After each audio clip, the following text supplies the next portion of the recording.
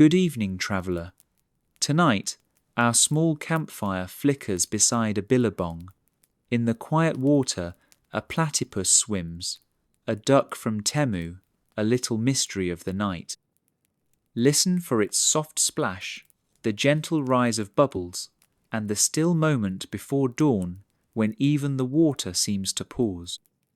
Before we start, please hit like and subscribe, but only if these histories help you fall asleep. And in the comments, share the last image or sentence you remember before falling asleep.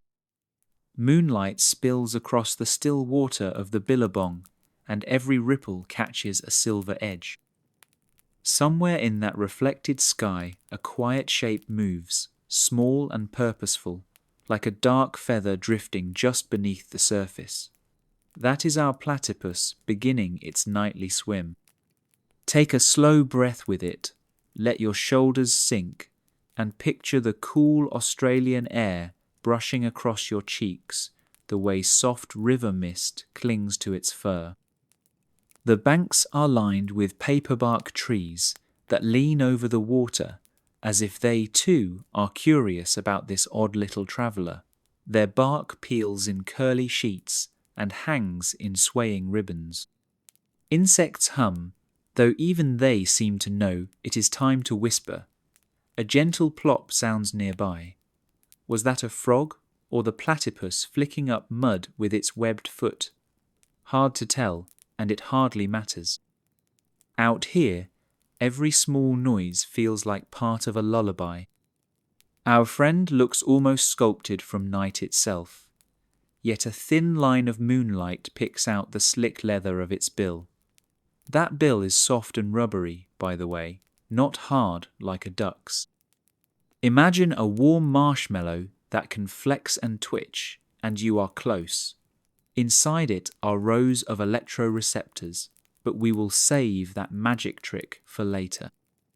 Right now, the bill is just nudging through lily stems, making gentle separations in the water. Each plant bends aside politely, as if acknowledging royalty. The platypus does have a certain royal privilege. It swims wherever it likes and owes no one an explanation. Goals, right? Watch the webbed front feet paddle in a rhythm that never seems hurried. The back feet trail like tiny rudders, steering with the slightest tilt. Once in a while, its flat, beaverish tail gives a sleepy wiggle, as though the tail forgot it was attached and had to check in. You might giggle at that picture. Feel free. Even the platypus would approve of small midnight chuckles. Now, because this is a video for drifting off, let us glance away from the animal and let our attention widen to the entire billabong. Stars fill the real sky and twin stars shimmer in the mirrored surface. When a breeze shudders across the trees, the reflection shivers too, making starlight look like someone sprinkled glitter in slow motion. You could reach out and gather it by the handful if only your arm were long enough. I promise the water is cool but not shocking, just a refreshing sip for the skin after a hot daytime sun. Somewhere farther upstream, a kookaburra gives a sleepy laugh that quickly fades, embarrassed to be awake. Its call bounces off the sandstone cliffs and then dissolves. You might be smiling now. People say that kookaburras sound like they are cracking jokes all day long. Tonight, it seems the bird looked at the platypus and muttered, "You again?" Nature definitely has a sense of humour. The platypus sinks deeper, leaving only a small V-shaped wave on the surface. Eyes closed underwater, ears folded shut, it moves like a living shadow. Imagine how comfortable you must be with your surroundings to turn off two senses completely and still navigate with ease. It listens instead with the electricity of the world, mapping invisible pulses given off by shrimp and insect larvae. But let us not get too science-heavy quite yet. We are here to settle, not to cram for a biology exam. At the edge of the water, Rushes sway in slow unison, a bedtime metronome. Crickets take over the soundtrack, their steady chorus like static from a softly tuned radio. Every once in a while, a branch creaks as if an unseen koala shifted higher for a more comfortable nook. The night insists that everyone find a cozy spot. In the shallows, the platypus resurfaces, nostrils breaking the skin of the billabong and drawing in a patient breath. If you copy that breath now steady inhale, quiet exhale, you may notice your heartbeat falling into that same calm rhythm. Funny how an animal the size of a house cat can teach better relaxation techniques than most fancy apps. Light fog threads between the tree trunks, weaving a quilt that tucks the whole scene in. The billabong becomes a silver platter balanced on whisper-thin vapours. You can almost imagine the platter carrying assorted midnight snacks for the platypus, crunchy freshwater yabbies, a side of insect caviar, and perhaps a tiny dessert of snail sorbet. Gourmet river dining, 5 stars on all the best review sites. Please do not look those up right now. Your search history will get weird. A distant thunder roll reminds us that somewhere beyond the horizon, warm air meets cool and stirs a storm, but here it is only a rumbleno drama, just a low percussion note in the orchestral score of the night. The platypus does not flinch. It knows storms come and go, and so do worries. For now, the water is calm, and the journey continues. The animal glides underneath an overhanging root system that forms a natural archway. Beneath that arch, water insects dance with their own tiny reflections. Imagine attending that party, everyone barely 0.5 millimeter tall, wearing shiny wings, gossiping about which dragonfly got promoted. The platypus is the unintentional bouncer, swooping through and causing a polite ripple of panic among the guests. Sorry, tiny bugs, closing time. Coming out from the rooty tunnel, our swimmer pauses. Though it is hard to see in the low light, you can picture its eyes blinking open. A droplet slides off its bill, plops into the glassy surface, and concentric rings spread outward. They reach the shoreline, nudge a floating gum leaf, and then vanish into background stillness. Each ring is a reminder that every small action has a gentle echo. Even your slow breaths create ripples of calm through your body, settling muscles, soothing nerves. Look up once more. The moon now peaks between parted clouds, brighter and rounder than before. You could swear it is following this animal like a quiet spotlight operator. Somewhere, the astronomers might note the lunar cycle and give it a fancy label, but tonight it feels personal, like the moon wanted front row seats to this tranquil performance. The platypus does a leisurely roll, showing a paler belly fur for just a second, then rights itself with a flick, curtain call for the fan club in the sky. In a patch of reeds, a bulrush seed head bursts and releases a puff of cottony fluff that drifts across the water. It brushes the platypus's back and sticks for a moment, like a tiny white cape. The animal keeps moving, oblivious. Super platypus to the rescue, powered by midnight serenity. If you want to picture it wearing a hero mask and saving tadpoles in distress, go ahead. Your imagination has free snacks tonight. At the edge of the billabong sits the entrance to a burrow. You cannot see inside, but you can sense the soft tunnel winding upward, lined with damp leaves that smell of earth and eucalyptus. That is where the platypus will eventually retreat before sunrise. For now, it circles the entrance, as if reminding itself that home is near whenever it feels sleepy enough. Home is also near for you, really. It is right where you are lying or reclining or floating in that half-between stage of waking and dream. If you wandered into nature's workshop late at night and found a pile of spare parts, you might guess that someone assembled the platypus as a prank on the day shift biologists. Look at the head, a bill that would make any duck jealous, complete with soft edges that can wiggle from side to side. Slide your focus to the tail, flat, leathery, and strong enough to slap water like a beaver announcing closing time. Finally, check out the body, sleek and fuzzy in a way an otter would brag about during speed dating. 3 animals, 1 critter, all stitched together by the universe and released into Australian rivers with a note that probably read, "Good luck explaining this." But our goal tonight is not to explain every detail. We are here to enjoy the weirdness, chuckle at it, then close our eyes while the wild blue yonder keeps rolling. Picture the platypus in profile against the starlit water. Its silhouette looks like a child's refrigerator drawing that somehow came to life, waddled off the page, and decided to swim laps. If you can hold that mental image, you are halfway to dreamland. Early European settlers certainly did not find the situation calming. When a preserved platypus skin arrived in Britain in 1799, scientists thought it was a hoax. They poked around the seams expecting to find hidden stitches, convinced an ambitious taxidermist had glued different animals together like a biological Frankenstein craft project. One naturalist supposedly reached for scissors to search for the secret zipper.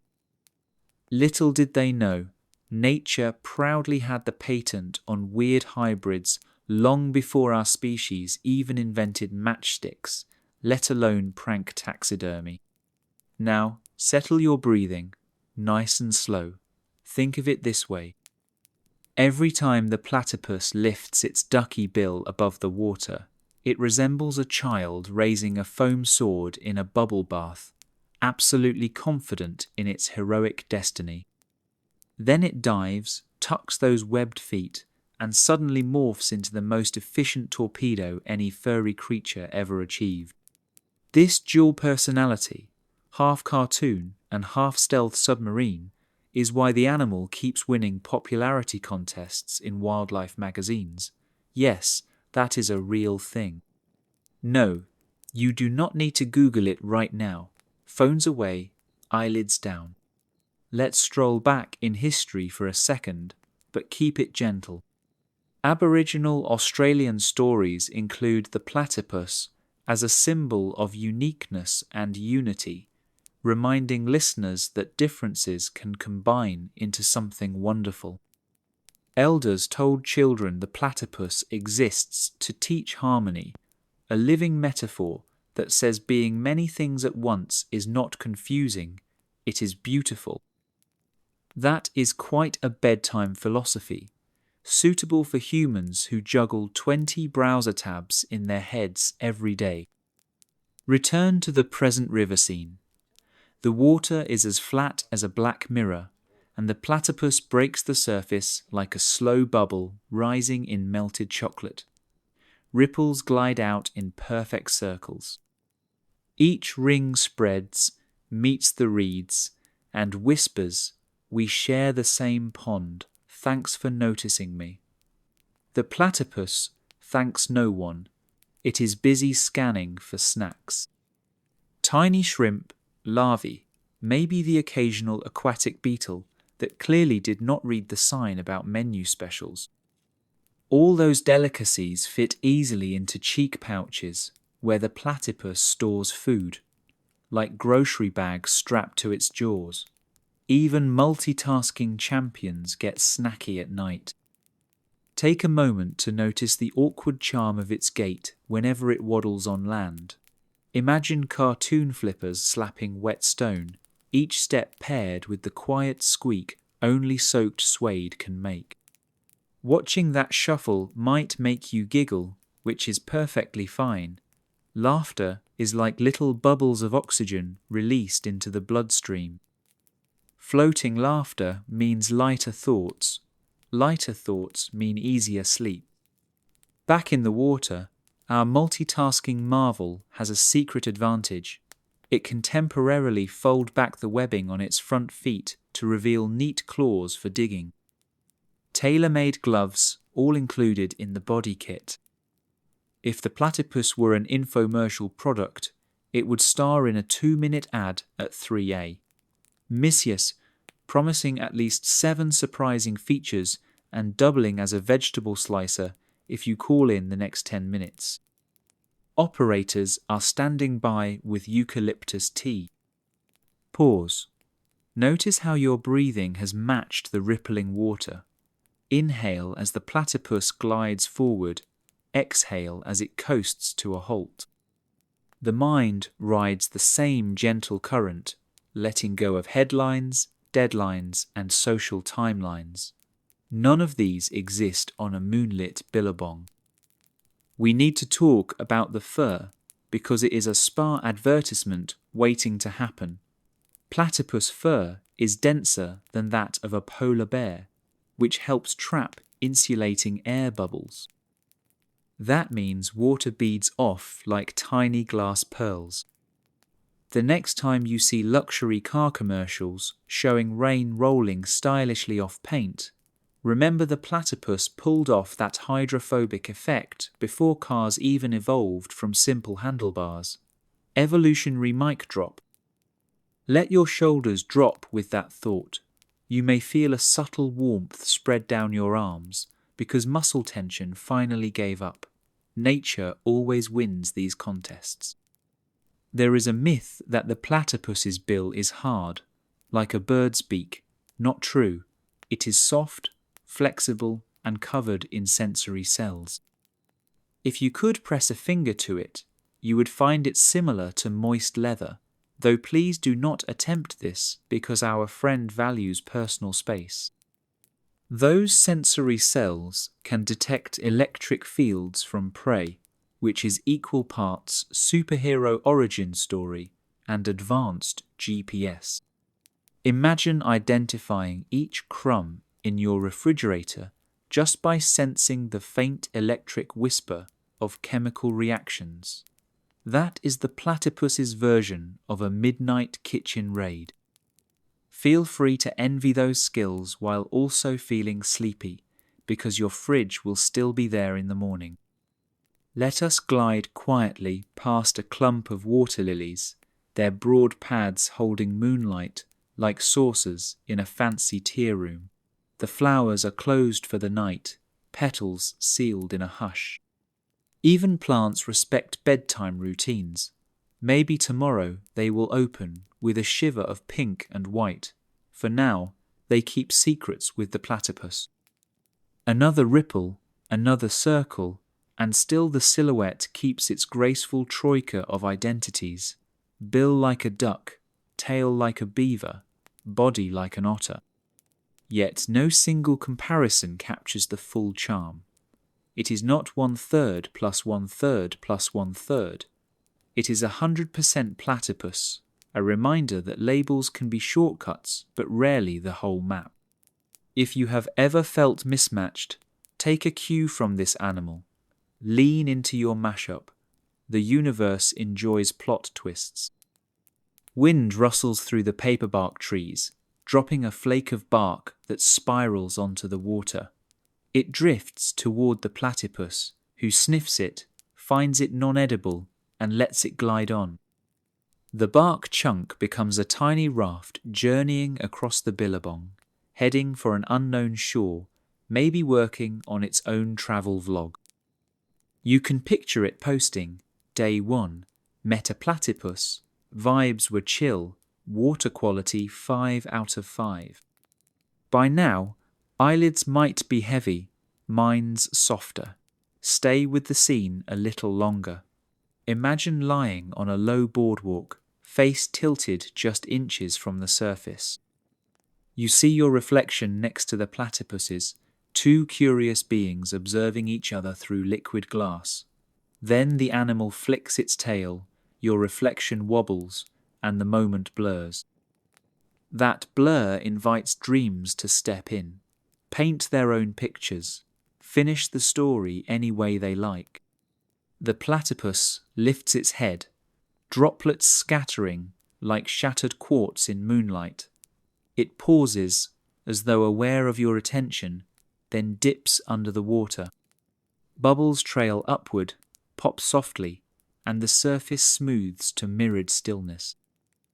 The stranger made of 3 familiar parts has vanished, leaving only silence that presses gently on your ears, like hands closing a book. The egg-laying mammal. Picture a small hollow on the riverbank, hidden behind curtained roots and draped with damp leaves. Inside that hollow sits a single leathery egg, pale as moonlit sandstone and roughly the size of a marble. Curled around it is a mother platypus, her dense fur trapping warmth the way a duvet traps bedtime comfort. If you listen closely, you might hear only her steady breathing, the sound of someone patiently waiting for a miracle that will arrive on its own schedule. Here is the first gentle surprise of the night. Our furry protagonist is a genuine milk-making mammal, yet she reproduces with eggs. Evolution clearly raided the cafeteria of ideas and took both the omelette and the latte.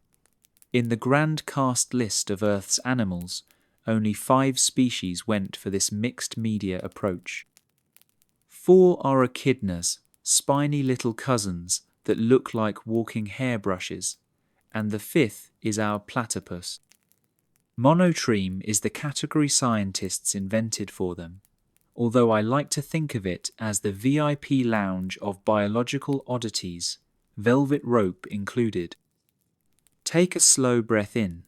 Imagine that air drifting across eucalyptus forests, down toward cool water, then straight into the burrow where mother and egg nestle in twilight.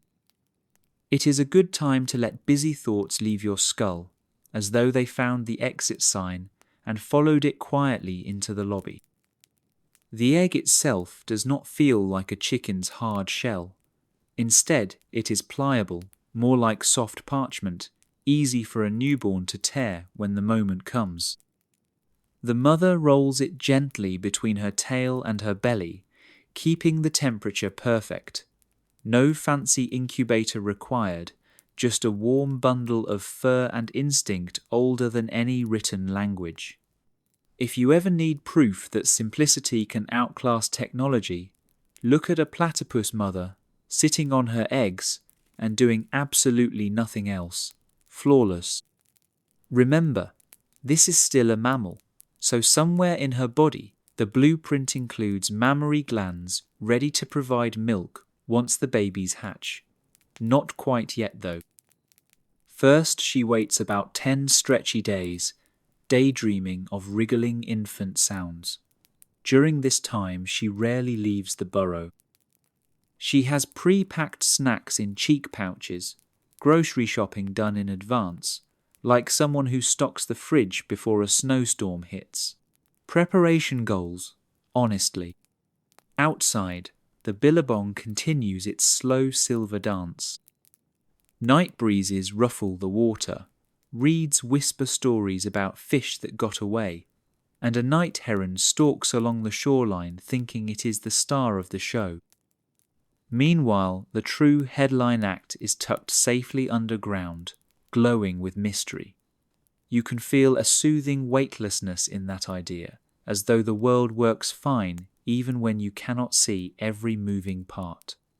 That realization loosens shoulder tension as effectively as a professional massage, minus the awkward small talk. Let us check in on that egg again. Inside, a baby platypus called a puggle. Yes, that is the real term, no relation to the designer dog, is floating in gooey comfort. It has a tiny nub where the bill will later form, and it is slowly absorbing yolk that supplies energy for growth. Visualize the yolk swirling like golden fog, feeding tiny organs as they develop. There is something exquisitely peaceful about a creature that does not yet know hunger, fear, or social media notifications. Some people ask whether reptiles and birds are technically closer to platypuses given the egg factor. Their logic is understandable, but biology says no. Platypuses tick nearly every mammalian box: warm, blooded, fur, covered, milk producer. The egg is just a nostalgic nod to early ancestors, like wearing vintage fashion that happens to be extremely practical. You might keep grandma's knitted sweater because it feels nice on cold nights. The platypus kept eggs because evolution shrugged and said, "Works for me." By now, the puggle has grown little tooth-like spurs that will help it slice open the shell when the time is right. It is similar to how baby crocodiles chirp to signal hatching, only our monotreme baby wields a tiny invisible can opener. Imagine the first crack appearing, hairline at first, widening as the puggle presses outward. A silent pop happens, almost anticlimactic, and the shell opens like a flower greeting daylight that does not actually exist in the burrow. Blink and you would miss it, though the mother is ready with the platypus version of confetti, a nuzzle and a nose boop. Newly hatched puggles are pink, hairless, and kind of resemble gummy candies made in a novelty animal mold. Their eyes remain sealed for weeks. They do not waddle or swim, they simply squirm toward the milk that seeps through mom's skin. No nipples are present, just secretions along specialized mammary patches. The milk beads up in tiny droplets, and the babies lap it like kittens at a saucer. Picture that scene in slow motion, each droplet sliding off fur like dew off grass at dawn. Take another deep breath. Let it out like a quiet sigh of relief. Everything is unfolding on schedule, and nobody had to issue a reminder email. Nature runs the ultimate project management software, and all tasks are auto-completed with 0 meetings. Outside the burrow, dawn approaches. The eastern sky brightens from navy to lavender. Birds start early rehearsals for their morning chorus. Still, the platypus mother lingers underground, dozing lightly as puggles nuzzle. When she eventually ventures out to forage, she will plug the tunnel entrance with wet soil to keep predators away. Think of it as locking the front door but using mud instead of deadbolts, rustic security at its finest. You might wonder where the father is during all this. He is somewhere upstream, showing off the venomous spur on his hind foot to anyone who will look. Platypus dads are not involved in childcare, which sounds selfish until you realize they would just get in the way. The burrow is cozy, and dad's big feet would trample delicate tunnels.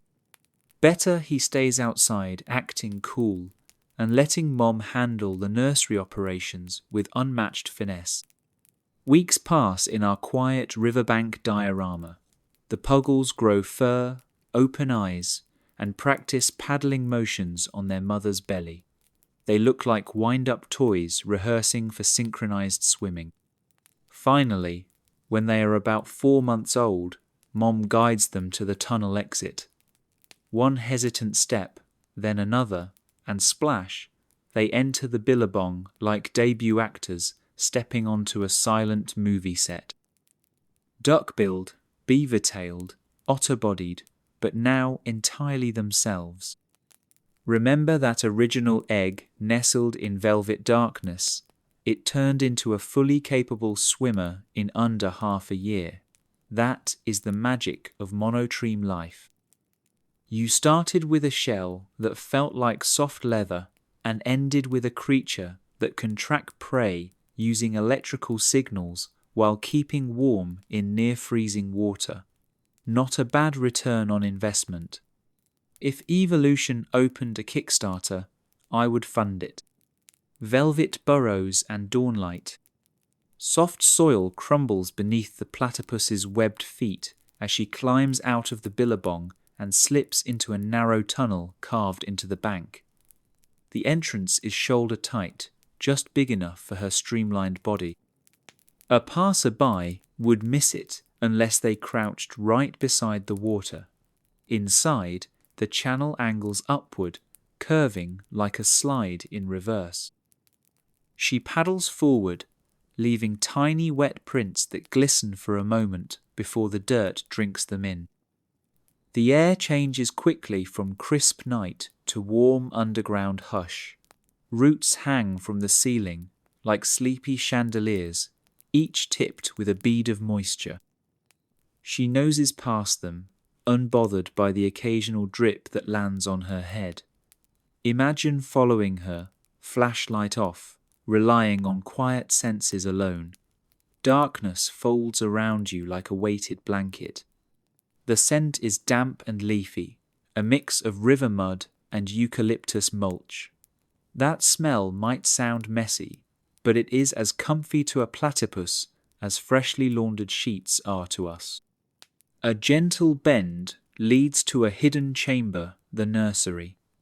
Sunlight cannot reach this far, yet the space is not black. A faint amber glow leaks through the thin earthen walls, coloured by dawn rising outside. Think of light filtered through honey, soft and warm.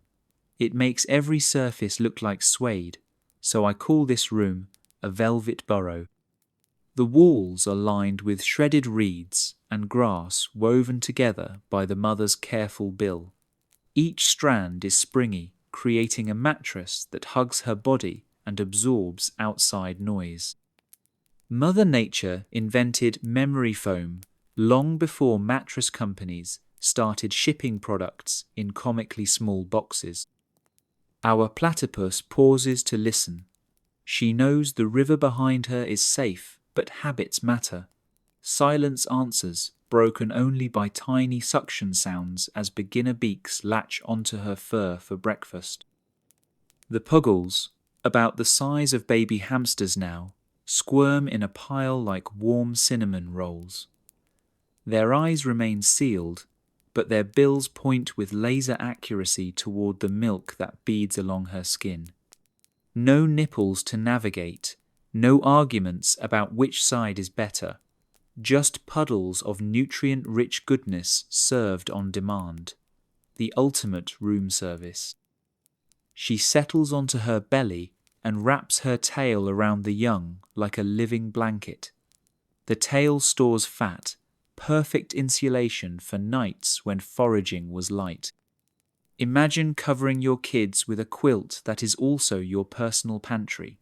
Multi-purpose gear wins every time. While the youngsters gulp and smack softly, the mother drowses, half awake, half drifting. Her heart rate slows. Your own breathing may mirror hers now, longer exhales, pauses between thoughts.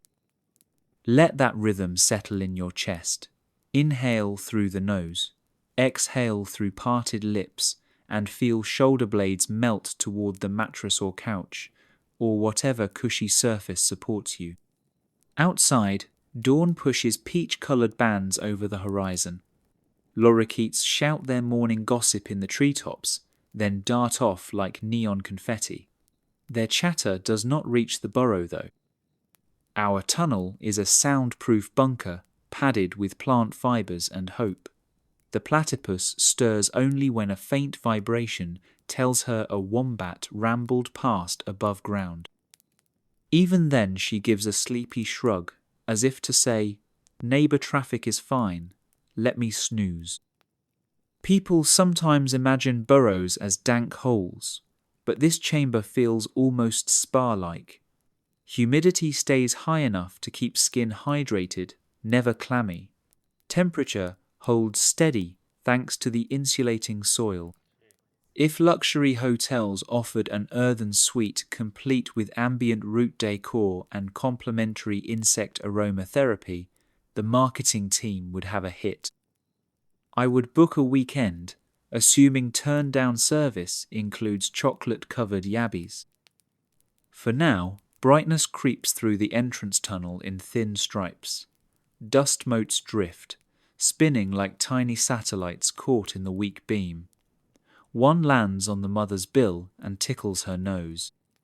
She snuffles and rubs it away against a foreleg. The puggles sling milk mustaches across their cheeks, then sigh contentedly. That sigh is a kitten-sized hiss of air, but in this hush it is as loud as a cymbal. If you feel a grin forming, let it. Smiles translate to looser facial muscles, which translate to deeper relaxation. Science backs that up, but you can accept it on faith tonight. Eventually, the mother must return to the water to hunt. Before she leaves, she tidies. She uses her bill like a rake, gathering loose bits of bedding that might block the exit. She circles the chamber twice, sniffing for any odd scent. When she is satisfied, she backs down the tunnel tail first, pushing loose soil into a temporary plug. It is a mud door, moist enough to stick, but soft enough that she can shoulder through on the way back. Security system engaged, predator complaints addressed. Picture the plug drying as the sun climbs. It hardens slightly, hiding every hint of the burrow. Above ground, ripples trace the spot where she slipped back into the billabong. Within seconds, water settles as smooth as glass. To anyone paddling past, the platypus family is a rumour. The babies remain inside, dozing, tiny stomachs full. They will sleep for hours, rocking gently each time a distant footstep vibrates the ground. You can borrow their schedule if you like. Cozy up, imagine that velvet den curling around you. Pretend your blanket is topped with a layer of downy grass, and the darkness beyond your eyelids is earth-toned, not black, alive with warmth. A while later, golden afternoon finds its way into the river bend. The mud plug softens under humid air. Inside, puggles start to wriggle and chirp, hungry again. Their calls are delicate, halfway between a squeak and a hiccup. Outside, Mom has been gathering energy-rich snacks, bloodworms, mayfly larvae, tiny crustaceans. She stores them in cheek pouches like a kangaroo wearing invisible saddlebags. When she sees the sun tilting west, she knows it is time to clock back into parenting mode. She surfaces near the shore, shakes off droplets, and waddles with comical urgency toward the tunnel. If anyone filmed her dash in slow motion, the soundtrack might be circus music. Yet once she vanishes underground, Grace returns.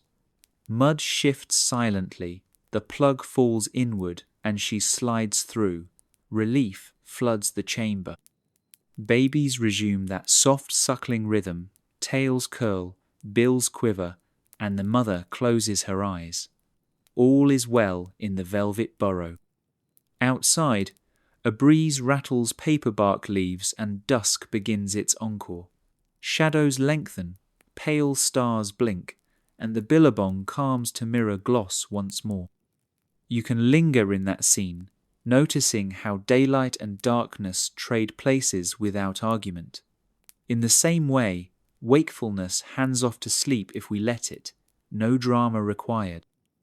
Your thoughts may drift like pollen on the water, each floating away until only the quiet ones remain. Let them settle. If a louder worry intrudes, visualize it as a clump of mud, easy to press into a tidy plug at the doorway of your mind. No entry without permission. Post a small sign, Puggles sleeping, do not disturb. Milk without nipples. Warm dusk settles across the river bend, painting water and sky in gentle apricot. Our platypus mother slips from the billabong, cheeks packed with the last crunchy morsels of the evening buffet. She waddles up the bank with that endearing heel-to-toe shuffle, finds her tunnel entrance by memory, and disappears as if sucked into the earth. Inside the burrow, the puggles have already begun a tiny chorus of squeaks that roughly translates to, "Room service, please, and can we see the dessert menu?" She reaches the velvet nursery we visited earlier and circles once, shaking stray droplets from her fur. The babies wriggle blindly toward her belly. They are following smell and the faintest promise of nourishment, but what they will meet is not a neat row of nipples like on a kitten or a puppy. Instead, they find patches of sparsely furred skin that look ordinary until you watch closely. There, along each patch, microscopic pores begin to glisten. A clear bead of milk swells, then another, until dozens gather like morning dew on spider silk. The mother relaxes, muscles shifting to squeeze tiny reservoirs beneath the skin, and those droplets merge into silvery rivulets that coat her fur. In most mammals, nipples act like nozzles, pointed, tidy, built for targeted delivery. The platypus skipped that hardware upgrade and went open, plan instead. Think of it as a milk splash pad. The babies lap and suck at the wet fur, tongues sweeping across the surface rather than locking onto a single spout. It looks a bit like puppies licking cake batter from a mixing spoon, except the spoon is their own mum and the batter happens to be perfectly balanced superfood. The milk of a platypus is rich in fats and proteins tailored to turbocharge growth. Scientists even discovered a special protein called EGLin in it, a natural antimicrobial blend so powerful it might inspire future antibiotics. Imagine ordering a latte that doubles as a doctor visit. Now that is premium service. You might wonder how the puggles avoid drowning in their dinner when the milk just oozes everywhere. Evolution thought of that. Their bills are still soft and stubby, perfect for blotting up liquid without poking holes in the producer. Tiny grooves at the corners act like gutters, channeling overflow back toward the mouth.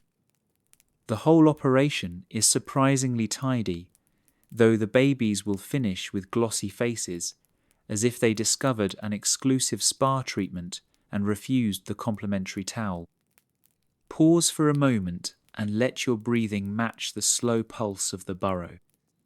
Inhale through your nose. Feel your ribcage expand like the mother's does when she sighs with relief. Then exhale gently, releasing any tension left from your day. Picture those milk droplets forming and sliding in slow motion. Each bead gathers light, turns it into a miniature pearl, then disappears as a hungry tongue collects it. The rhythm is soothing, repetitive, irresistible to sleep-hungry brains. Outside, frogs strike up a low bass line. A nightjar adds a syncopated trill. All the while, deep underground, the only soundtrack is the soft sipping of satisfied infants. If you could bottle that sound, it would outsell white noise machines in every pharmacy. While the brood feeds, let us zoom out for a short science interlude, but keep it gentle. Mammary glands evolved long before nipples. Early mammal ancestors likely secreted milk onto bare skin, just as the platypus still does today. Nipples appeared later in most lineages, like a handy aftermarket upgrade.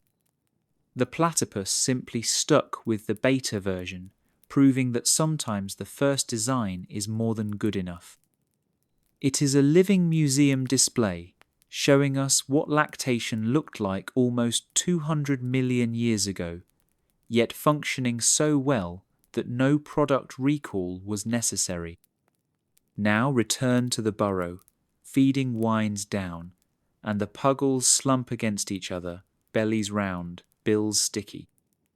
They remind me of toddlers after an ice cream party who may or may not have more dessert stuck to their faces than actually made it inside.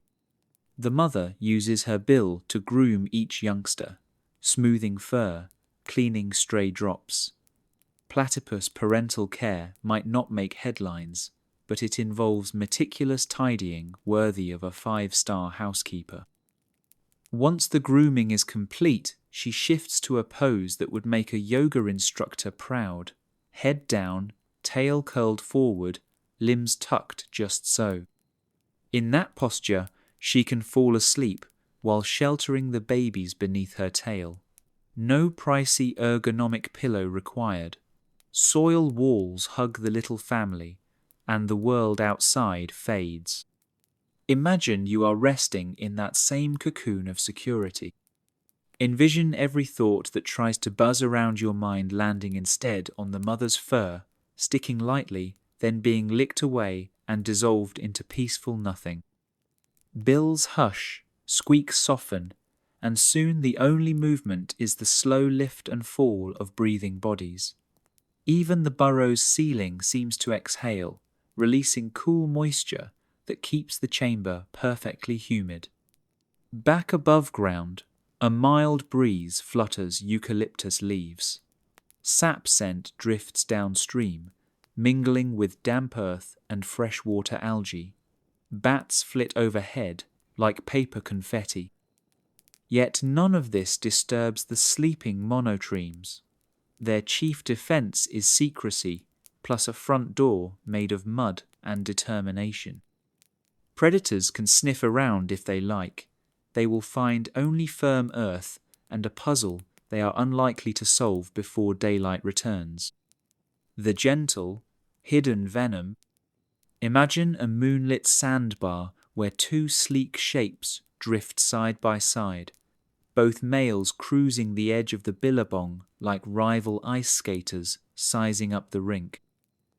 They look almost identical, yet each hides a secret tucked just above the back ankle. Lift the hind foot and you find a small curved spur, the colour of old ivory, as sharp as a tailor's needle.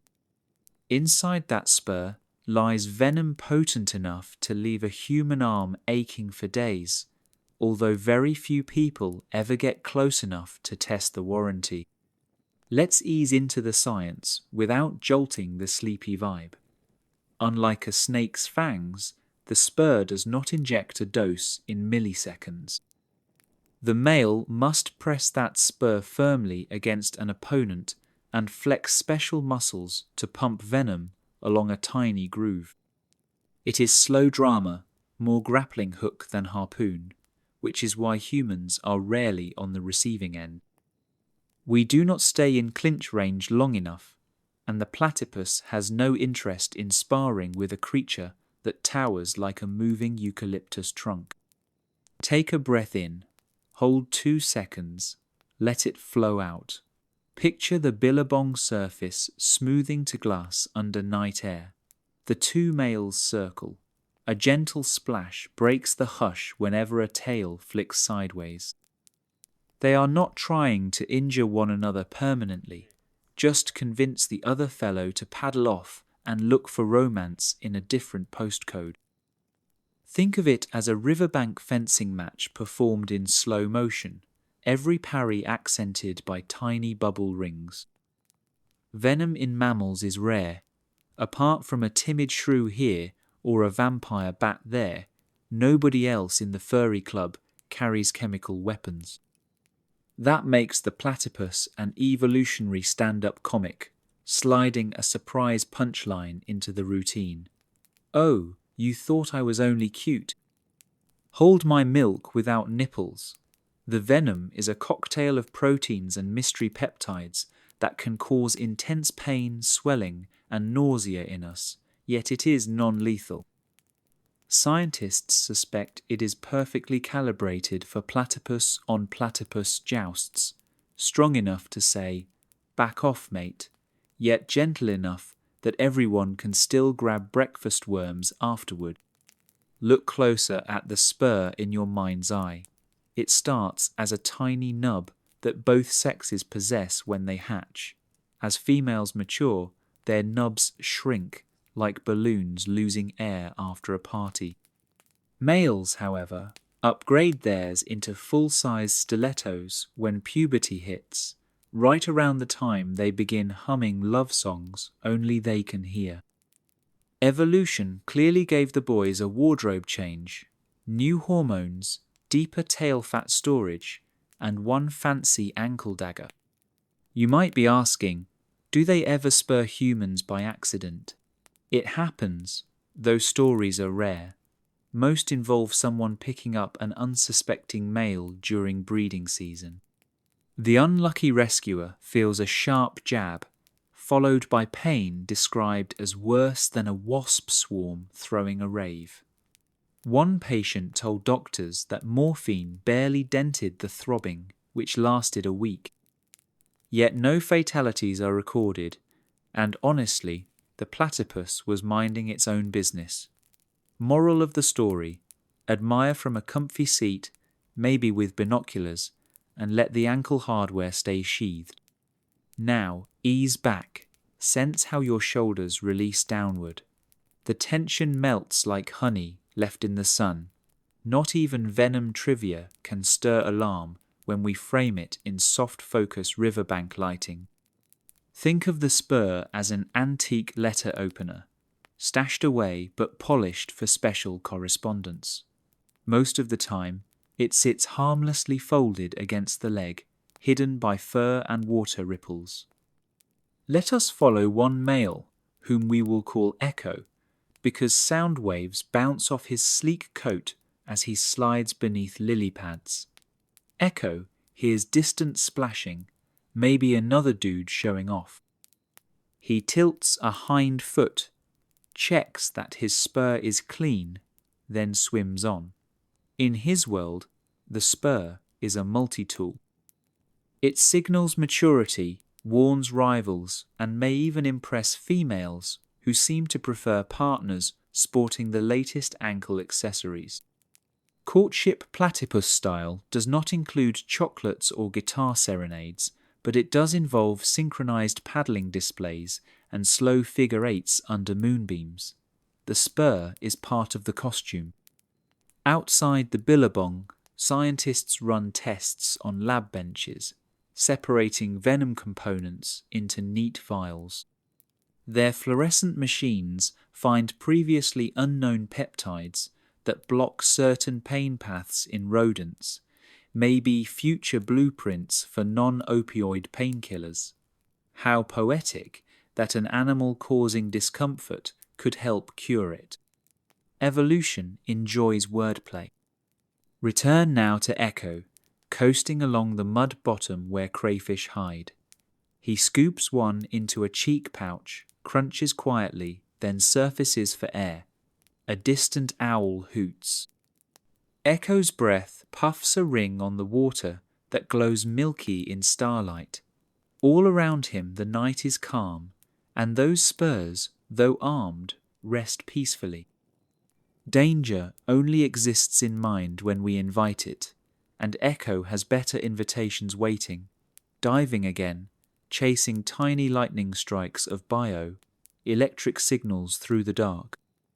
If a fretful thought tries to climb inside your head, picture that spur folding inward, safe, unused. Let the thought fold too.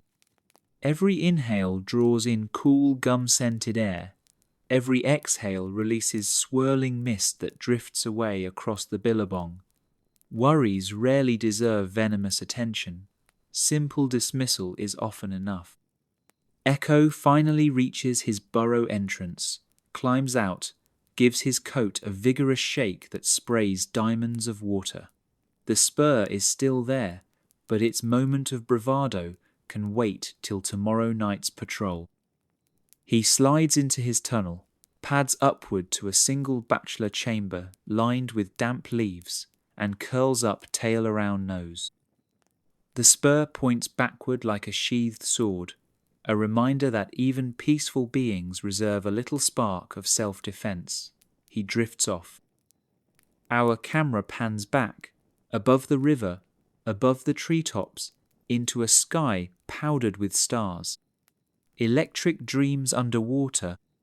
Slip back into the billabong, a mirror of obsidian rippled by moonlight.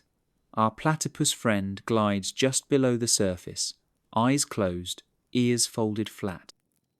At first glance, you might think it is swimming blind and deaf, yet nothing escapes its notice. The secret lies in that soft bill, a living radar dish tuned to whispers of electricity.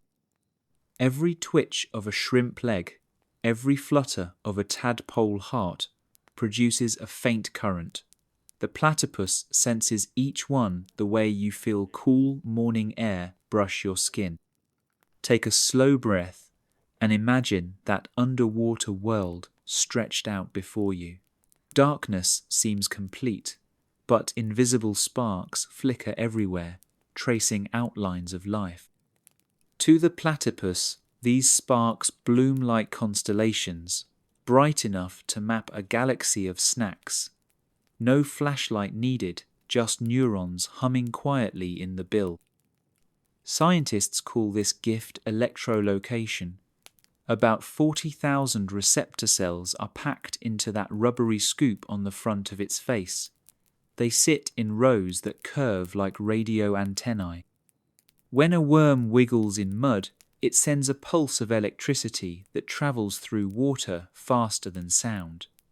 The receptors catch it, compare arrival times along the rows, and calculate distance.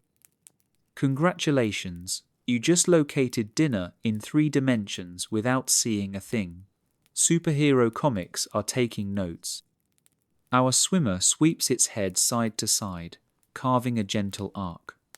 Each swing refreshes the panoramic scan, much like windshield wipers clearing droplets during a night drive.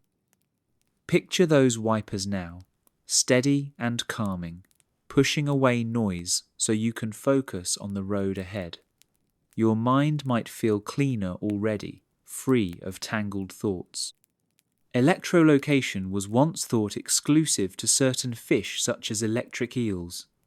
Then the platypus arrived on the scientific stage and said, "Hold my river weeds."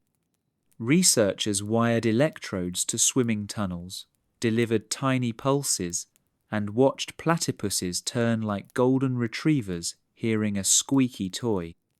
The animals pinpointed the source every time, unfazed by blindfolds or earplugs. They were guided by an orchestra you and I cannot hear. Tilt your head back on the pillow and imagine the billabong floor sliding beneath you. Sand drifts in slow dunes, leafy debris tumbles like autumn confetti, and hidden among it all is a chunky freshwater prawn tapping out faint Morse code through its muscles. The platypus homes in, pouching the prawn behind its cheek like a secret snack for later.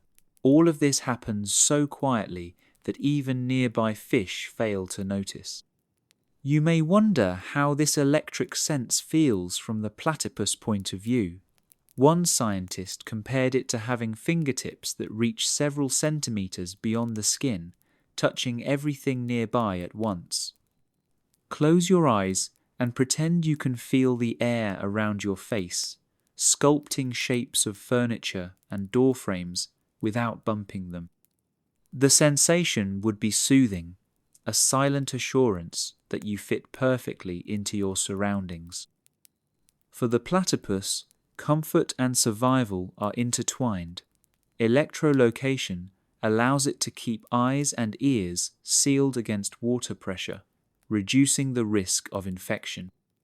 No need to open sensitive parts when you have a built-in 6th sense. Humanity spends billions designing sonar and radar for submarines. This creature carries better hardware in its face, pre-installed, no batteries required.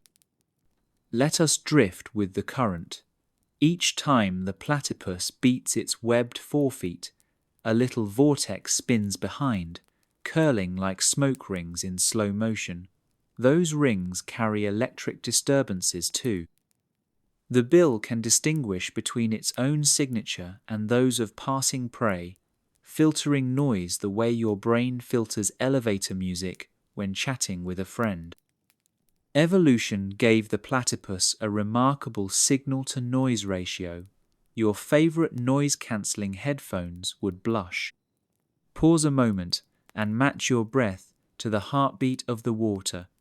Inhale for a count of 4, hold for 2, exhale for 6.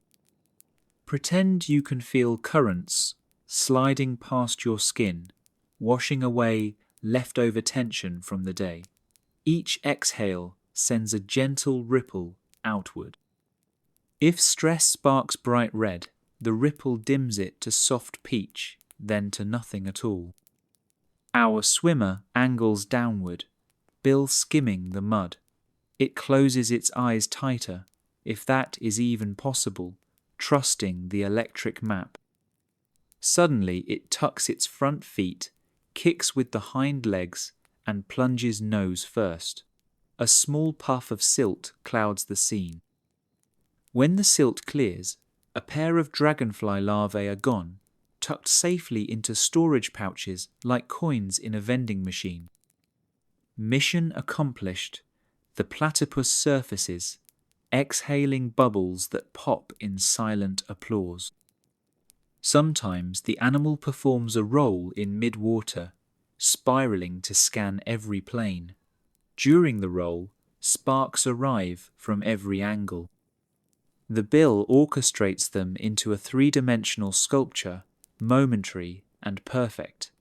If you could paint what the platypus perceives, it would look like a ballet of neon threads weaving through shadow.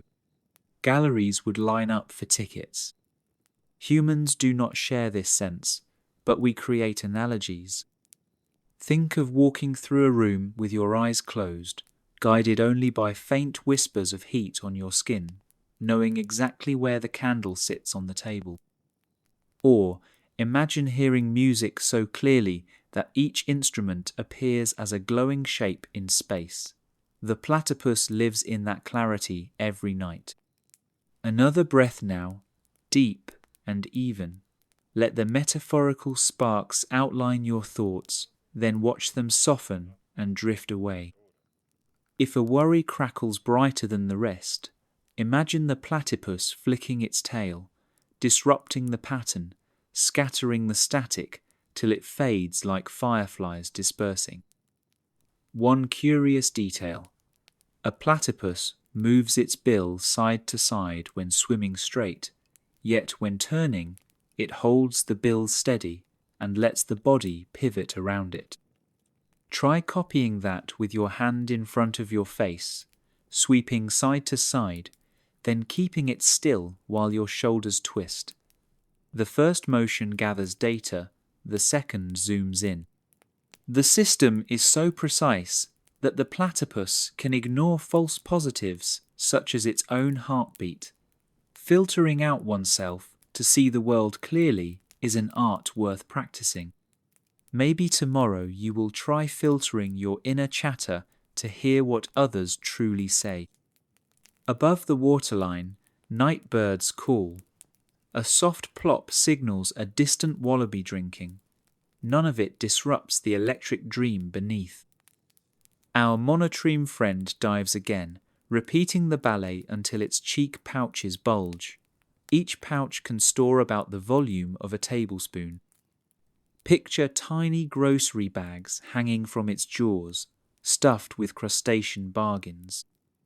When capacity fills, the platypus breaks surface, settles on its back like a lazy otter, and mashes the food with horny grinding pads where teeth never grew. Chewing looks like gentle jaw yoga, slow and deliberate. Bits of shell drift down like confetti, landing on lily pads that nod in acceptance. As you visualize this midnight snack, let your jaw slacken too.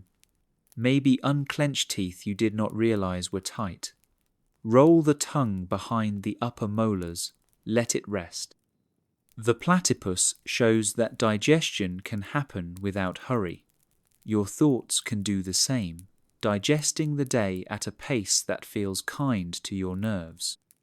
Satisfied, our swimmer heads towards shore. The electric fireworks dim as prey signals recede. The bill remains alert though, scanning for last-minute surprises. One more shrimp pulses nearby. The platypus detours, snaps it up, and grins in the only way a bill can, which is not at all, but you can imagine the grin anyway. Then it paddles into darkness under an overhanging root, vanishing like a magic trick. Coats that glow? A platypus surfaces, water streaming from its back like liquid glass. In normal white light, its coat looks dark chocolate, rich and dignified. Under ultraviolet, the fur changes its mind and blooms into glimmering teal, then slides toward emerald, then pulses with a faint sapphire sheen. It is as if each hair remembers being a gemstone in a past life. The edges of the bill catch the glow too, painting a neon outline that would not look out of place at a beach rave. No dance floor here though. Only lilies, silence, and a creature lit from within by secret colours. Scientists first reported this rainbow trick in 2020. A research team aimed UV lamps at preserved platypus skins and could almost hear Mother Nature whisper, "Surprise." Skeptics grabbed fresh samples from the field, flicked on portable lights, and gasped when the animals shone back like underwater auroras. A one-of-a-kind mammal that lays eggs already sounded like a prank, yet here was extra proof that evolution enjoys after-hours parties. Why does the coat do this? One theory says fluorescence softens harsh UV, transforming potentially harmful radiation into gentle blue-green shades, a built-in sunscreen that doubles as mood lighting. Another idea suggests the glow might help the animal fade into moonlit water, blending with algae that also fluoresce. Picture a spy slipping through laser tripwires by wearing the same colour as the beams. Whatever the reason, the effect feels magic, and magic is perfect for bedtime stories. Run your mental flashlight along the platypus's back. Notice how the light pools in the tiny valleys between hairs, then skates across droplets like skating on miniature frozen ponds. Each droplet captures its own microcosmos of colour, so you have hundreds of sparkling orbs sliding down fur and plopping into the billabong with silent fireworks. The show costs nothing and requires no ticket, though the seating is strictly bring your own log. Glow-in-the-dark suits are not unique in the animal kingdom. Scorpions, reef corals, even some parrots wear similar effects. Yet the platypus remains the only mammal with fur that behaves this way from snout to tail. If scorpions are wearing nightclub bracelets, the platypus is sporting a full-length neon trench coat that says, "Yes, I am both classy and impossible to categorize." Take a slow inhale. Imagine the air scented with damp eucalyptus and cool river spray. On the exhale, allow your shoulders to relax as steadily as the glow fades when you switch off the lamp. You are in control of that switch. Turn it on in your thoughts. Watch the colours flare. Turn it off. Watch them dim. Repeat as needed until your breathing syncs with the gentle rhythm of light appearing and dissolving. Inside the burrow, the mother's glowing coat might serve as a lighthouse for wandering puggles. Babies that manage to squirm a few centimetres away can find their mother again by following faint teal reflections on tunnel walls, the original nightlight. Farther upriver, a bachelor platypus dozes, unaware that his coat is shining faintly under starlight like a nocturnal billboard reading, "Single, enjoys crustaceans, call me." Humans sometimes buy glow sticks for late-night festivals. Snap, shake, and suddenly you hold liquid colour. The platypus skips the snapping, carries the chemistry full-time, and still has room left over for electrolocation and ankle spurs. Talk about multitasking. If it ever opens a life coaching seminar, sign me up. Pause for another breath. Envision your own worries as tiny specks of fluorescent paint. Under normal thoughts, they remain dull, but sweep a mindful UV beam across them, and you see each worry outlined, separate from you, glowing just enough to notice. Acknowledge the colour, then let it slide off into the water, dimming as it sinks. Soon the surface is smooth again, reflecting only stars and peace. Back to our glowing swimmer. A freshwater shrimp darts beneath a weed mat, pulsing an electric signal that the platypus reads instantly. The bill dips, the shrimp vanishes, and the teal fur ripples with satisfaction. The animal corkscrews downward. When it flips belly up, the underside fur sprays turquoise like a comet tail. You could reach out and paint the scene across the night, but letting it exist in your mind is enough to sprinkle dreams with colour. Whether the glow is sunscreen, camouflage, or cosmic joke, it reminds us that ordinary vision is only chapter 1 of nature's comic book. Turn the page with ultraviolet eyes, and the panels burst into new hues. Tomorrow morning the sun will wash those hues to plain browns again, keeping the secret tucked safely away until darkness invites it back. Let your eyelids drop halfway. Feel them soften. Picture the platypus slipping beneath a curtain of overhanging ferns. With the lamp off, the glow vanishes. Only a faint ripple marks where it passed. Night insects buzz, unaware they just witnessed a private light show. The billabong hushes, your breathing hushes. Everything glows and then settles into cool monochrome, primed for rest. In a few hours, the eastern sky will pale, birds will clear their throats, and UV rays will ride sunlight at higher power. Even then, the platypus fur will quietly transform dangerous energy into harmless shades, working its quiet miracle. You may be sitting at breakfast then, sipping tea, oblivious. That is fine. The glow is not there for applause.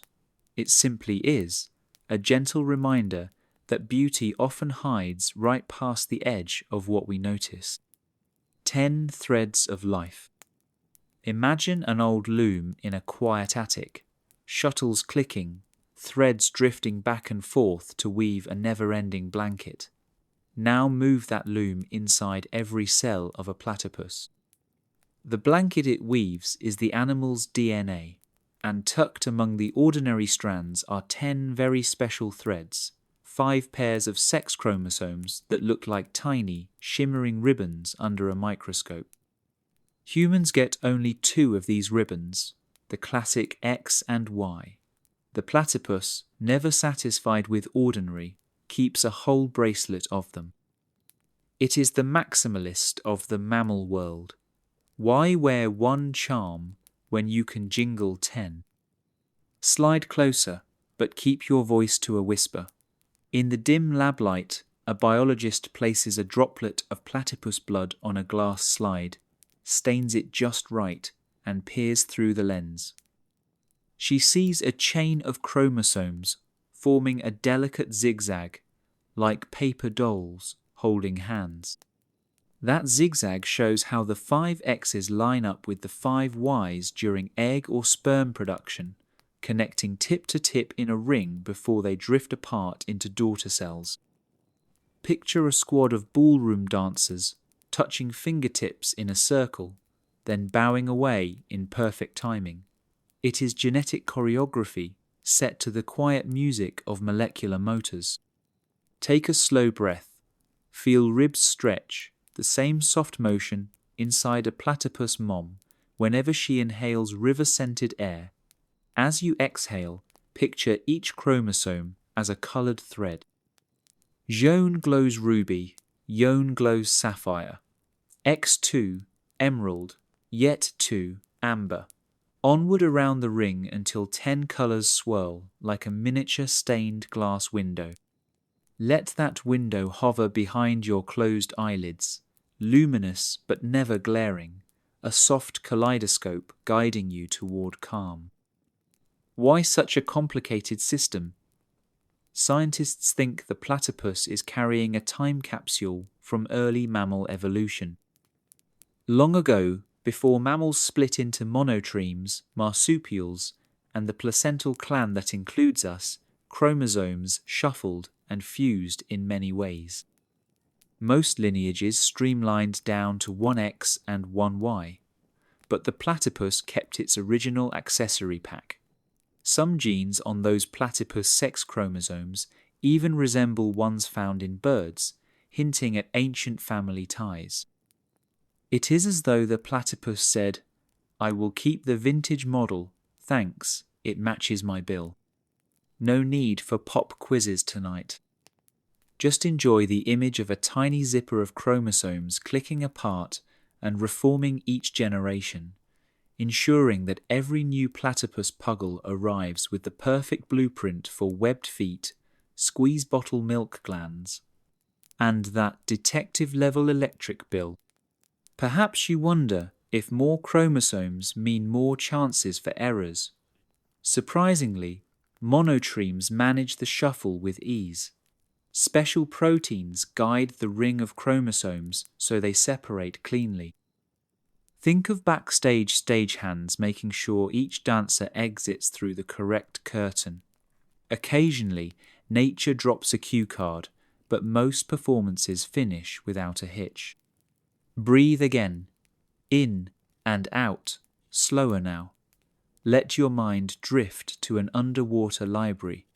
Genetic books float like jellyfish, their pages lined with code instead of words. A single platypus cell holds thousands of those books, yet the puggle reads none at first. It simply trusts the librarian in the nucleus to open each volume at the right moment. Hair genes in one chapter switch on, giving that velvet coat. Venom genes open in young males, ready to arm the ankle spurs we met earlier.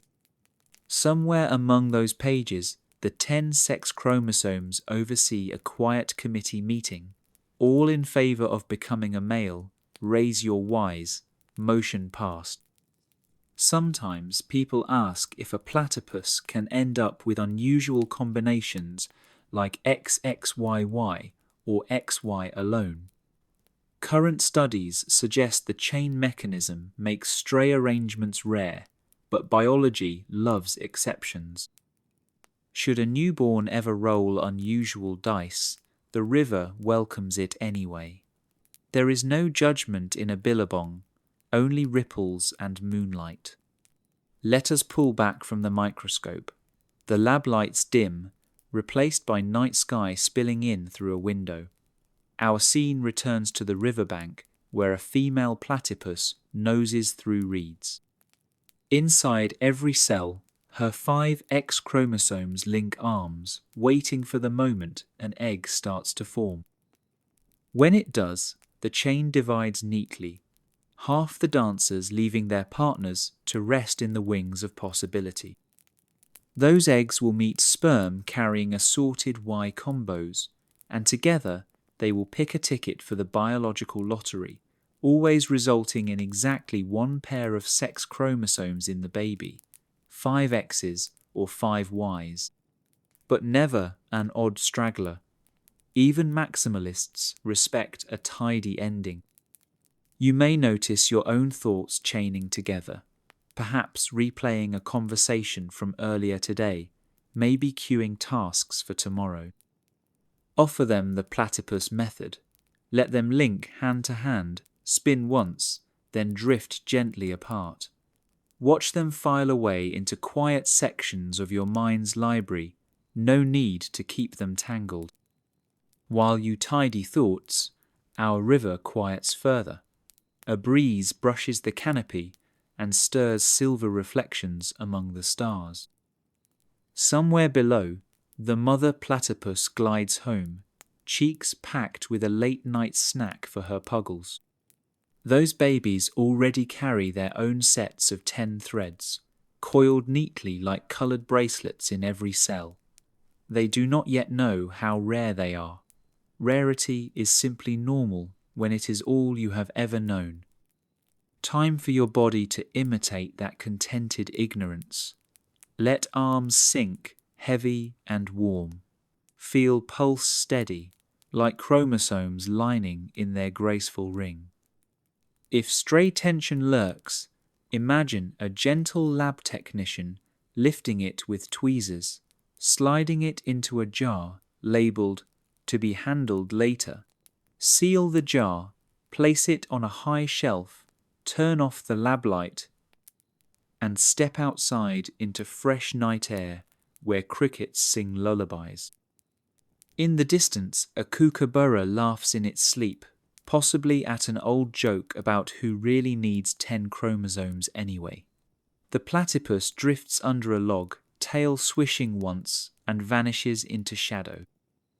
Overhead, constellations stitch their own tapestry with threads of starlight. They remind us that more threads do not create chaos, they create richer patterns. A stomach that isn't really a stomach. You bring a plate, a knife and fork, maybe a napkin that flaps in the breeze on a picnic.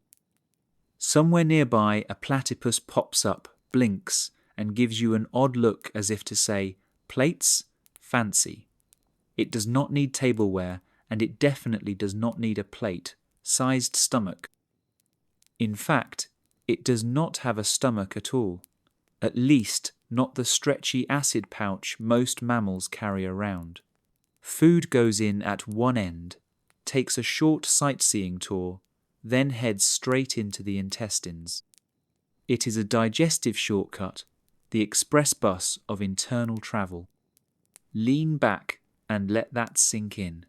Your own stomach churns, squeezes, bathes dinner in acid, and breaks proteins into smaller chunks. The platypus skips those steps and still thrives. How? Time to float down the digestive canal and see. Do not worry, the ride is gentle and we will stay perfectly dry. The journey starts at the bill, which is soft but houses sturdy grinding pads where teeth never formed. Picture 2 flexible cutting boards rubbing together, mashing insect shells and tiny crustaceans. The platypus chews underwater with its eyes closed, cheeks puffing out like little grocery bags. When pockets are full, it surfaces, tilts its head back, and crunches everything into a paste.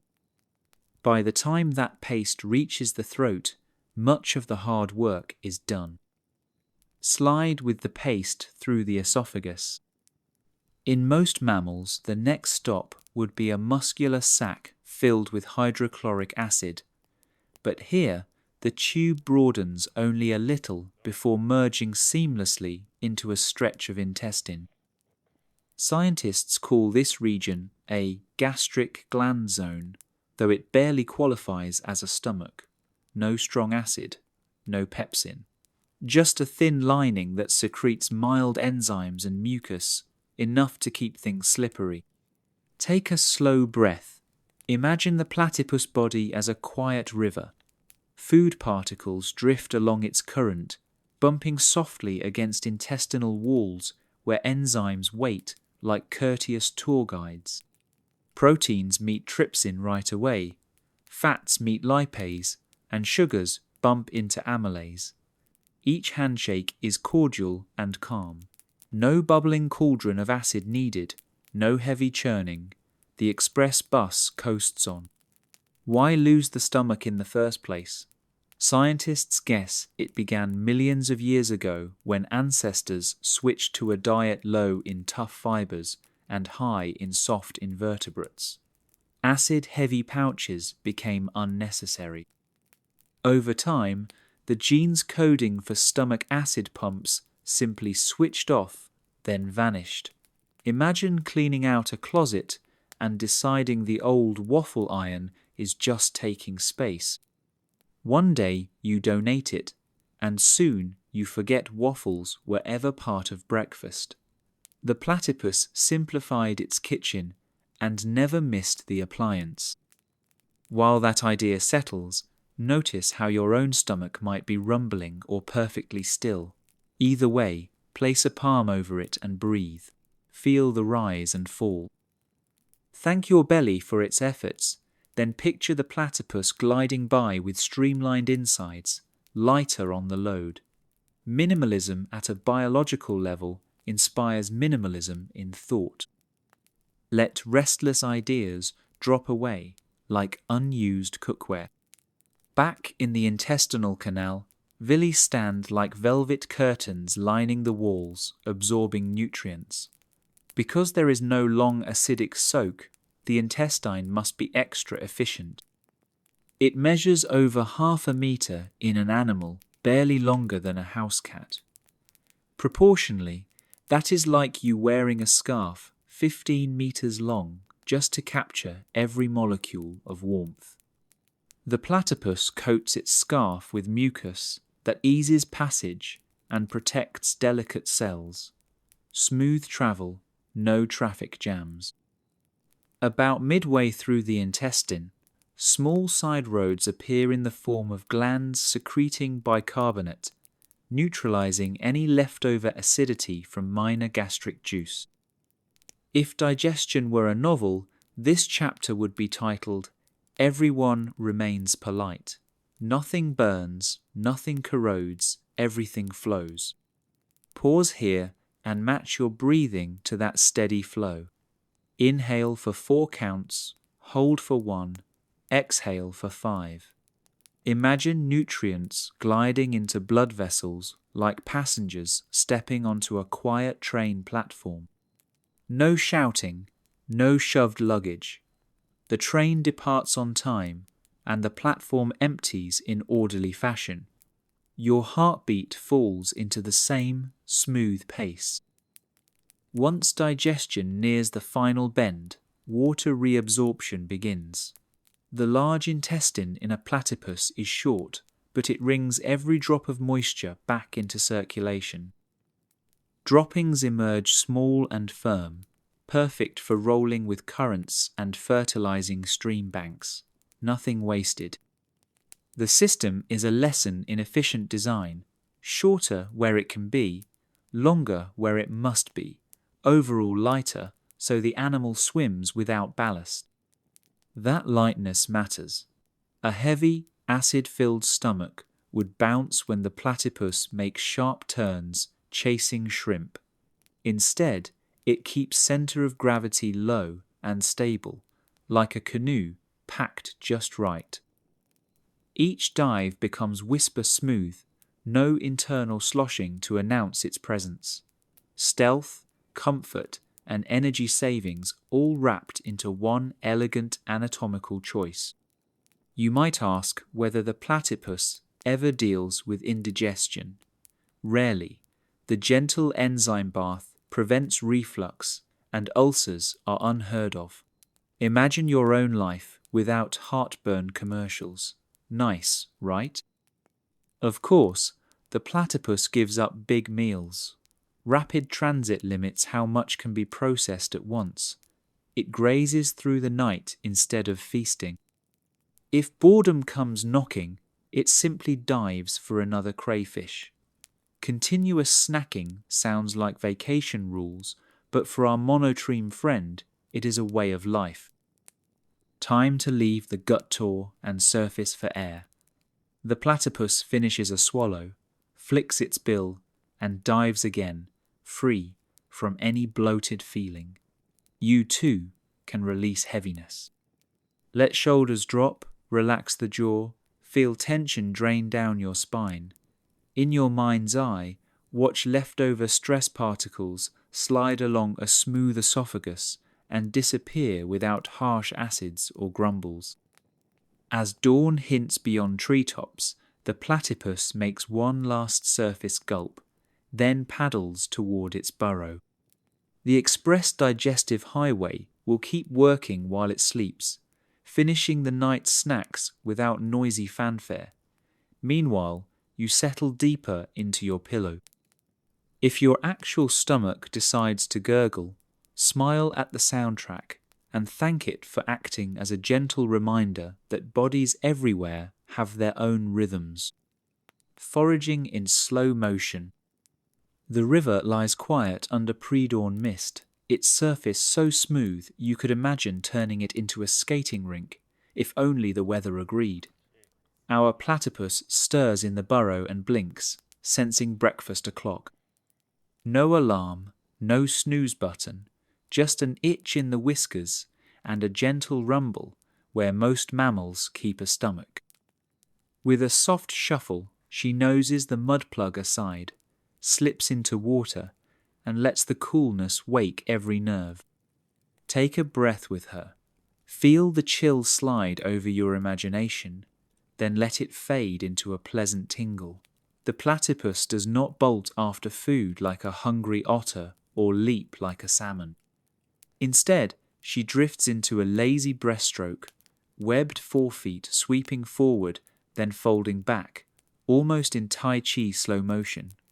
Each stroke pushes inky ripples that widen, fade, and merge with the mist. Inhale again, matching her rhythm. Push, glide, push, glide. Already your pulse is dropping in time with hers. The bill glides just above silt, whiskers fanned outward like radar antennas. Mud clouds rise in soft puffs when she nudges the bottom, but she never hurries. You might picture her wearing an invisible snorkel and flippers, except she is the snorkel and flippers combined. A tiny shrimp darts, pulses faint electricity, and pauses. The platypus closes her eyes tighter, tilts left, and opens her cheek pouch like a drawstring bag. In one smooth puff, the shrimp vanishes. 0 splash, 0 drama, 5 stars on stealth. This is slow foraging, the aquatic version of browsing a bookstore with coffee in hand. No aisle gets skipped, no shelf left unchecked.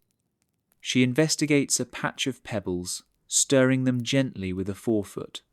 A caddisfly larva clings beneath one stone. The platypus lifts it, stirs again, and pockets the prize. She rarely swallows on the go. Instead, she treats cheek pouches as take-out boxes, saving bites until they form a comfortable mouthful. Pause a second. Let your own cheeks relax, jaw loose, maybe part lips slightly. Notice how tension slides out of the hinge. Imagine tiny worries stored in your brain's version of cheek pouches. You can keep them for later, or just spit them out and let them drift downstream. Choice is yours. Back underwater, our swimmer cruises toward a tangle of roots. She pokes her bill between wooden fingers, scooping insect nymphs clinging in shadows. Small puffs of debris swirl upward, catching moonlight now fading into first daylight. Everything moves as if filmed at half speed. Even the fish that flee her path do so with minimal splash, as though the river has posted a sign. Quiet hours in effect, thank you for your cooperation. She surfaces for air, eyes opening briefly to check landmarks. A soft cluck escapes her throat, maybe approval of the buffet's selection. Then she dangles mid-water, belly up, and slowly chews. Grinding pads meet in deliberate cadence, crackling through prawn shells and beetle bodies. Bits too large to swallow bounce in her cheeks until saliva softens them. You can almost hear a tiny popcorn pop with each crush. If you feel your own stomach growl, smile. It knows a good snack montage when it sees one. After a minute, she rolls upright and dives again, following a gentle slope into deeper water. Here, the mud is fine, like cocoa powder. Silt rises in clouds when her feet skim across, then settles again like slow snowfall. Time stretches, light dims, the world becomes a quiet painting in shades of blue and green. The platypus navigates by electricity, creating an invisible dotted line that marks every twitching worm. She draws over that line like a child tracing in a colouring book, pausing to add each edible crayon to her pouch. Some part of you might dart ahead with questions. How many calories does she need? How long will she feed? And where can one get a platypus-style waterproof snack bag for hiking? Let those questions settle. Curiosity is welcome, but urgency is not. We are strolling through water on a conveyor belt of hush. Every few minutes, the platypus floats up, breaks the surface with barely a ripple, and takes a breath that sounds like someone sipping tea. Her nose holes snap shut again. She folds ears flat, and down she goes. Count your own breath in sync. In for 4, hold 1, out for 6. Each cycle smooths the ripples of thought. She reaches a patch of water weeds waving in slow dance. Dragonfly nymphs cling to stems like toddlers hugging table legs. The platypus presses her bill gently, as if knocking on tiny doors, and one by one the nymphs let go. Into the pouch they go, future dragonflies postponed for the sake of protein. No guilt, no fanfare, only the endless loop of eat and be eaten that fuels rivers and forests alike. Now, for a bit of humour to keep eyelids from shutting too soon. Picture the platypus as a tiny grocery shopper pushing an invisible cart. Each nook of the billabong is a different aisle. Shrimp section, check. Worm bin, check. Beetle bakery, why not? The only item she refuses is the coupon that says, save time. She has no interest in rushing. Swim cycles continue until the sun peaks over treetops. Hazy gold spills across water, painting the mist in peach and rose. The platypus does not speed up. She climbs into shallows, crunches one last mouthful, and then takes a moment to groom. Back legs scratch behind ears, loosening air bubbles trapped in dense fur. She shakes once, droplets spattering like tiny diamonds. If your mind feels cluttered, give it an inner shake too. Sprinkle worries around like water drops. They will evaporate, leaving only clean fur or thoughts. Meal complete, she glides toward her tunnel. The chewed remains of insect shell fall away from the grinding pads, sink, and become morning snacks for yabby scavengers. Nothing wasted. The billabong cleans its own table. As she paddles into shadow, notice the gentle fatigue settling over her muscles, the good tired that follows satisfying work. Invite that tired into your limbs. Arms heavy, legs loose, spine like soft rope. Picture yourself floating face up on calm water, nothing required except to breathe and drift. Inside the burrow, the puggles stir. Mom slides beside them, cheeks still storing a couple of morsels for later. She folds tail over babies, releases a soft trill almost like a lullaby, and closes her eyes. Outside, morning birds launch a louder symphony, but thick earthen walls muffle it to a hum. The platypus has earned her rest. Seasons of the southern rivers. Listen as the calendar pages turn. one soft flutter after another, across a year beside the billabong. No loud hinges creak on this wheel of time. Seasons slide past like gentle tides, each leaving a new colour on the riverbank and a fresh rhythm in the platypus world.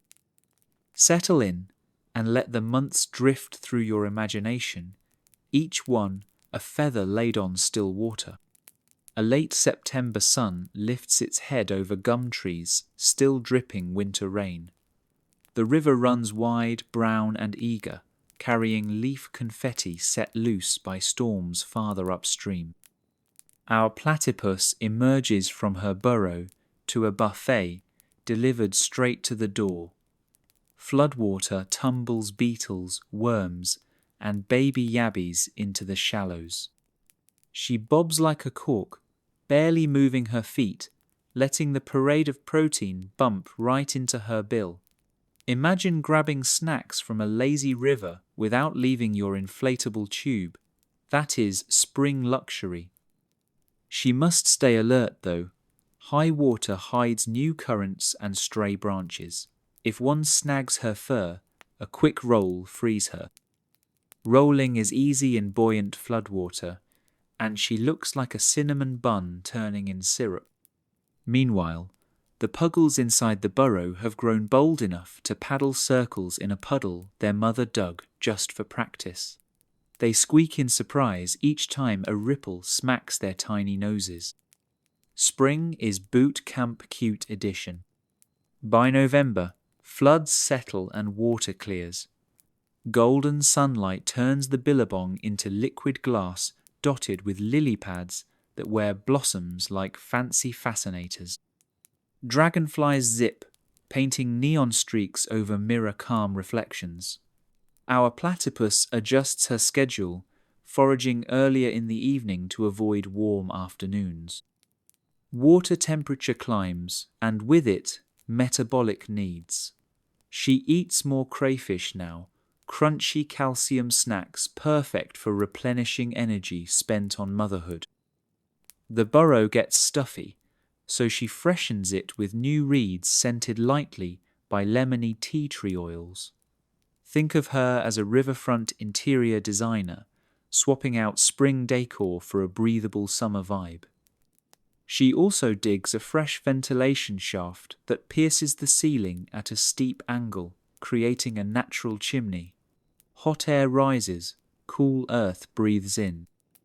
Some humans pay contractors for attic fans.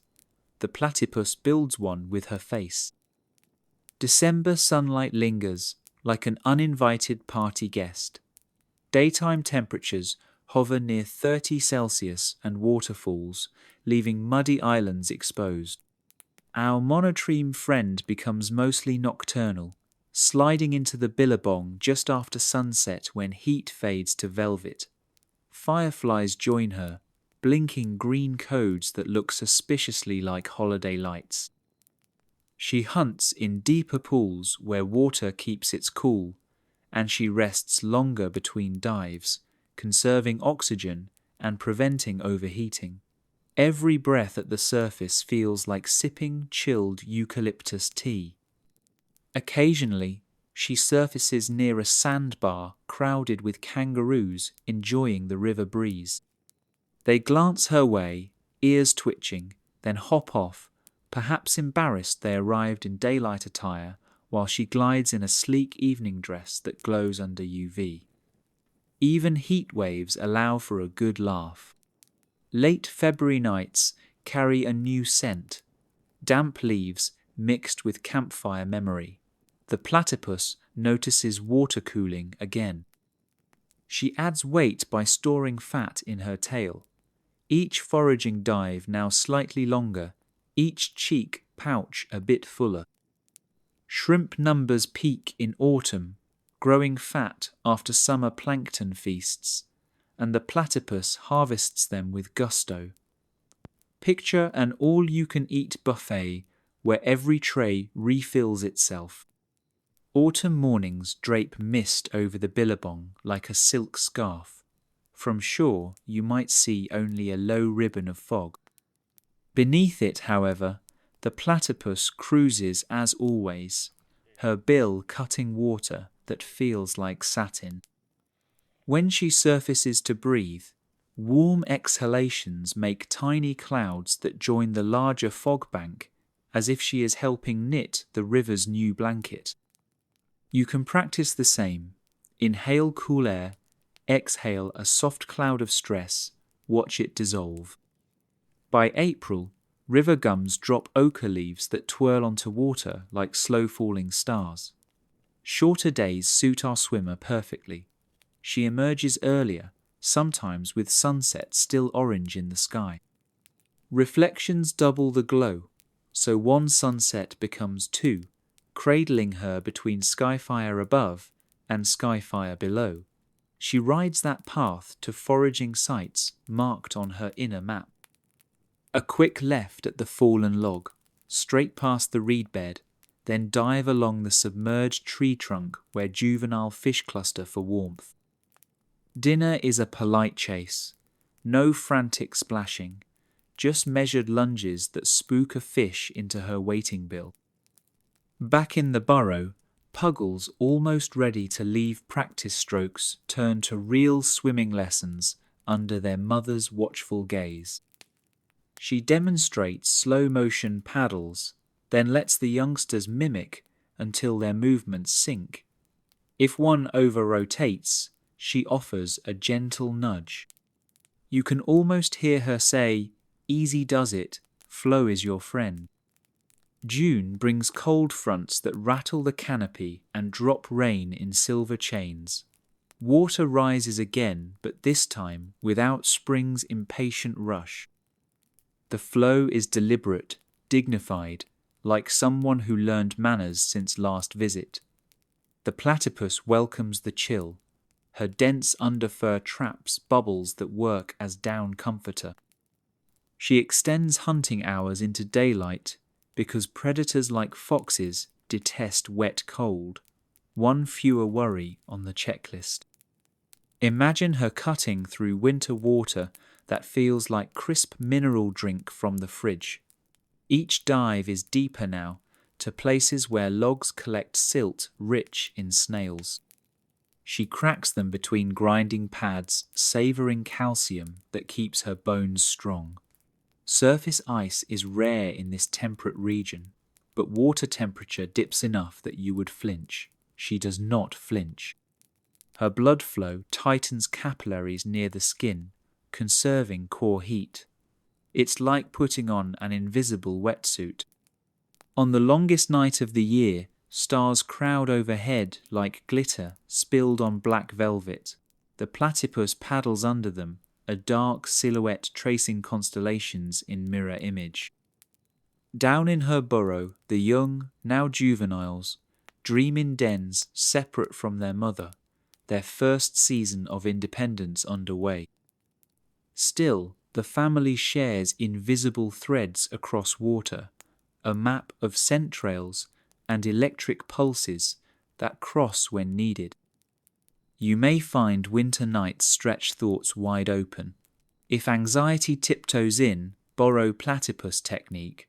Retreat to a snug burrow, metaphorical or literal. Plug a mud door of intentional stillness. Listen to rain on leaves and heartbeat in ribs until both sounds blur. Cold outside, warm inside, balanced like solstice shadows. By late July, wattles along the bank flash gold pom-poms, heralds of new warmth arriving.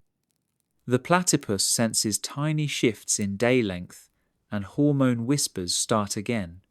Time to court, time to rebuild the nursery tunnel. She scouts soft soil spots and tests, each by pressing her bill deep, reading moisture levels like a farmer checking loam. Satisfied, she begins digging, claws scratching a rhythm older than written history. Stories of the dreaming. Close your eyes and picture the billabong lit only by stars, their reflections trembling on water like tiny campfires. The platypus glides through those sparks, unaware that long before biologists arrived with notebooks, storytellers already knew its secrets. Tonight we drift into the dreaming, the vast library of Aboriginal lore that explains how every creature came to be. Settle back, let the cool night settle over your thoughts, and listen. Long ago, say the elders of the Yolngu people, the world was soft clay shaped by ancestral beings. In that first dawn, Duck Woman walked the riverbanks, her bright feathers shining against red earth. Meanwhile, Big Water Rat paddled low in the shallows, whiskered and confident. Their paths crossed when Water Rat showed off his skill at diving. Duck Woman laughed, flapped her wings, and challenged him to a friendly race. One splash led to another. The race became a dance, and soon they formed a family. From their union hatched young unlike either parent, children with bills like their mother and fur like their father. The elders called them Malangong, the first platypus, a reminder that love can bridge worlds. That origin tale travels the continent in many voices. The Wiradjuri speak of Gagar, the shy water mole, born when Rainbow Serpent painted dreams upon the land. She mixed duck, otter, and beaver in playful brushstrokes, then whispered, "No one part of nature owns you. You belong to all." Gagar slipped into the river and carried that message forever. Pause with that thought. Imagine the platypus as a living handshake between water creatures, landwalkers, and the feathered sky clan. No wonder the ancient stories use it as a lesson in unity. If you ever felt torn between labels, picture the platypus swimming past with a wink, saying, "Pick them all or pick none. Either way, you will still float." Another dreaming song, shared by the Darawal along the southeast coast, tells of spirits who once divided animals into rival camps. Birds boasted of flight, mammals bragged about their fur, and fish claimed mastery of the deep. The quarrel echoed across valleys until little platypus paddled up and asked why everyone fought. Each clan demanded the platypus choose a side. She thought a while, then shook her head. "I carry feathers and fur, hunt like a fish, nurse like a mother, and lay eggs like a crocodile. I will not shrink into one camp." Her calm refusal shamed the others. The quarrel faded, replaced by shared laughter at how small their arguments looked next to her gentle wisdom. Today, elders retell that story whenever they wish to remind youngsters that identity is richer than any single badge. Let your shoulders drop as smoothly as that tension disappeared in the story. Breathe in through the nose, feeling the coolness of star-washed air. Breathe out and release any urge to pick sides in your own mind. The platypus gives permission to stay delightfully mixed. Of course, dreaming yarns carry warnings too. One from the Kuku Yalanji describes a greedy hunter who boasted he could spear any creature, even ones protected by spirit law. He waded into sacred pools and struck at shadows beneath lily leaves. Lightning cracked, water frothed, and his spear splintered. From the shattered shaft rose a new animal stitched together from everything he coveted. The hunter fled, humbled, while the platypus stayed to remind future hunters that river life must be approached with respect. Whenever you spot a platypus today, know that you are in a room with strict etiquette. Remove greed at the door, whisper your presence, and take only memories. A lighter tale from the Noongar of Western Australia paints the platypus as the very first prankster. Back when animals still held weekly talent shows, she signed up for every category and won. Best bill solo, best underwater mime, best tail percussion. The judges protested that she belonged in only one class, but she flashed a toothless grin and asked, "Which one?" Unable to answer, they admitted she had every right to compete wherever she wished. Thereafter, weekly shows added a new rule: no restricting entries based on appearance. File that under equal opportunity with a side of playful sass. Feel free to smile. Humor keeps eyelids light while heart rate drops. Now imagine the river again, but listen closely. You might hear language older than English sliding over the water, soft consonants telling these same tales. Within them lie maps, moral codes, and ecological instructions. One verse reminds fishers to leave spawning grounds untouched. Another warns that floods arrive soon after the black wattle blooms. The platypus occupies those verses as both star and supporting cast, a cue to observe water clarity, insect hatches, and seasonal flows.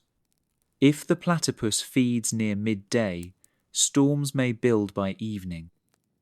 If none appear at dusk, perhaps something is wrong upstream. The animal is a furry barometer wrapped in myth.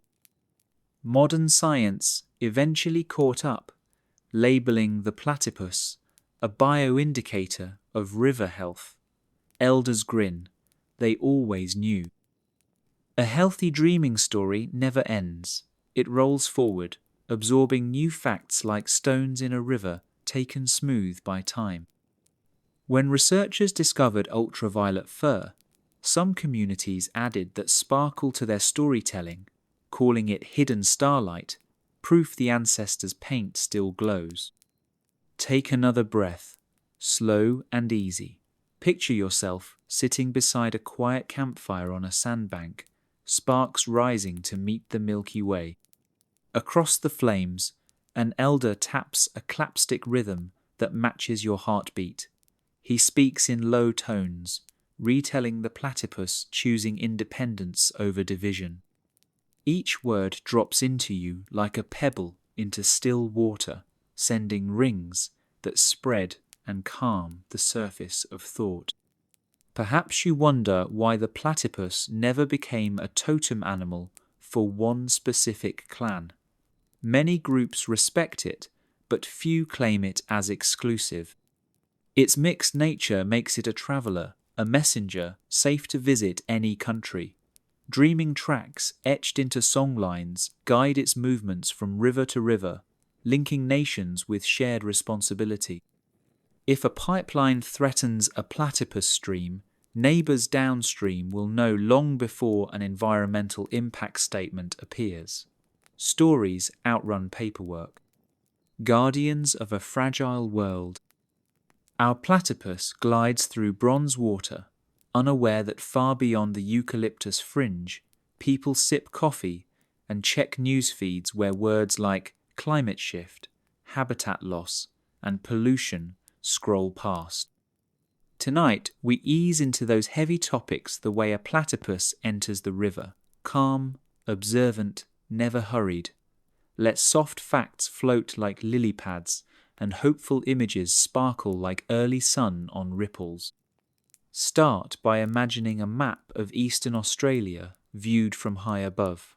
Rivers snake through valleys, linking alpine springs to coastal wetlands. Every bend holds secret burrows, each burrow a family of monotremes tuning electric senses to insect whispers. Yet many rivers on that map wear scars. Dams fragment flow, farm runoff colours, water green, and drought lines creep like wrinkles across once full pools. In some regions, platypus sightings now read rare, where elders once said common. Conservationists track these changes with clipboards and chest waders. But for you and me, the numbers simply mean this.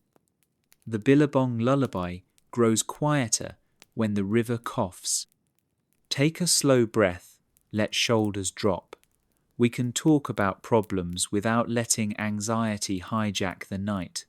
Begin with flow, Platypuses love winding streams that rise and fall with seasonal rains. When a dam pins water levels steady, food webs shift. Insects that hatch in flood pulses disappear, taking with them prime platypus snacks. Scientists respond by negotiating environmental releases, timed surges that mimic natural floods. Picture engineers opening gate valves at dawn, cool water billows downstream, stirring silt, waking hibernating larvae, and delivering a breakfast buffet to our web-footed friends. Balance returns, at least for a while. Now tilt the camera to farmland above the banks. Cattle once trampled reed beds, muddying water and collapsing burrows. Many ranchers now fence riparian strips, planting native shrubs that anchor soil. Grants pay for solar pumps so cows drink from troughs instead of rivers. Imagine a platypus turning a corner to find its old tunnel still intact, spared from hoof collapse. Burrow walls stay dry, puggles sleep safely, and you exhale a little easier knowing collaboration works. Pause, inhale again. Let us talk about plastic. Tiny bits drift from city drains, snagging in weeds where platypuses forage. They can tangle around bills or wrap ankles. Community volunteers tackle this menace with river cleanups. Armed with gloves and floating mesh bags, they paddle kayaks, scooping bottle caps, snack wrappers, and stray fishing line. One volunteer jokes that the platypus owes them a coffee. Another says seeing a monotreme surface near the boat is better than espresso.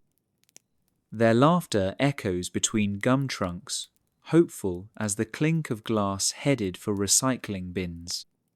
Climate change, that big umbrella concern, tilts rainfall into extremes. Fierce droughts shrink streams to chains of puddles. Sudden storms then hammer banks with flash floods.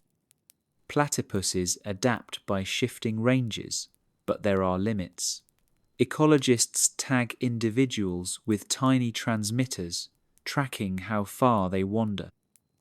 Data guides land managers to protect crucial refuge pools, often shaded bends fed by groundwater. Picture a conservation officer planting extra trees along those bends, creating leafy air conditioning that keeps water cool even during heat waves. As you imagine the seedlings growing, roots gripping soil, feel your own breath root deeper, steady, and cool. Some efforts happen right in urban corridors. Melbourne's Yarra River once ran brown from industrial waste. Now residents jog along boardwalks where water turns green again. Local schools adopt river stretches, students counting macroinvertebrates as living report cards. When dragonfly nymph numbers rise, classes cheer.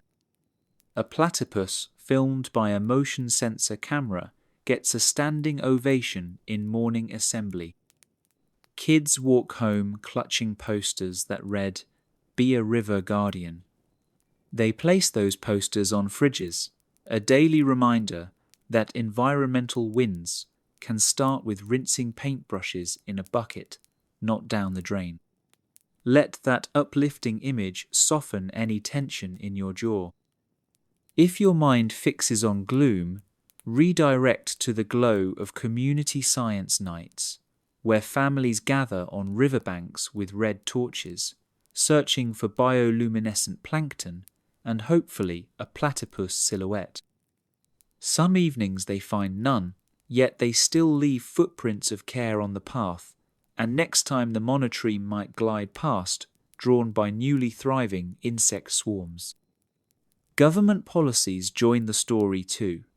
In 2020, the platypus became officially listed as threatened in Victoria and vulnerable nationwide. That label unlocked funding for riparian restoration, research grants for water quality sensors, and legal leverage to curb excessive water extraction. Bureaucratic paperwork may sound dull, but each form signed means a creek kept flowing or a pollution fine issued. Imagine a platypus balanced on a stack of documents like a sleepy librarian atop books, each page a stepping stone toward survival. Conservation groups craft wildlife corridors stretching between catchments. They purchase farmland easements or partner with indigenous custodians to weave cultural fires that rejuvenate understory plants without torching burrows. Fire management crews coordinate burns in winter when platypuses stay deep. Smoke curls skyward, carrying eucalyptus essence, leaving behind mosaic landscapes where insects, frogs, and monotremes all find niches.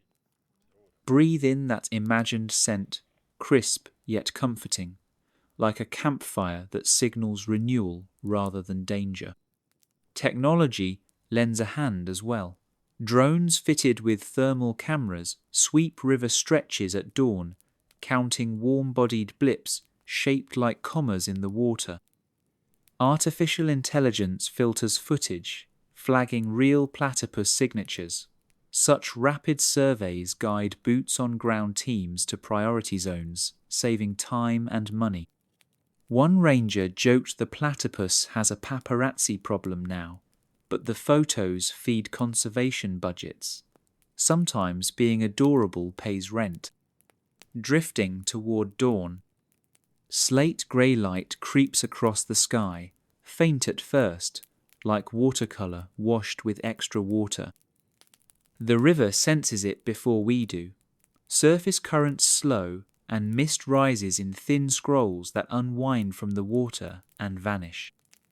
Our platypus, who has spent the night sweeping invisible sparks and hunting snacks, lifts her head for one final breath.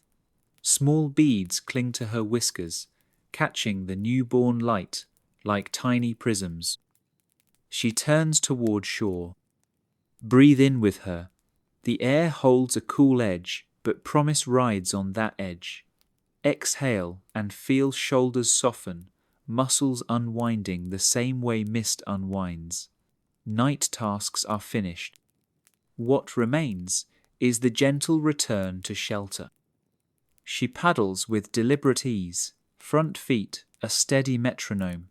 Each push leaves a V-shaped wake that spreads until it fades into glass again.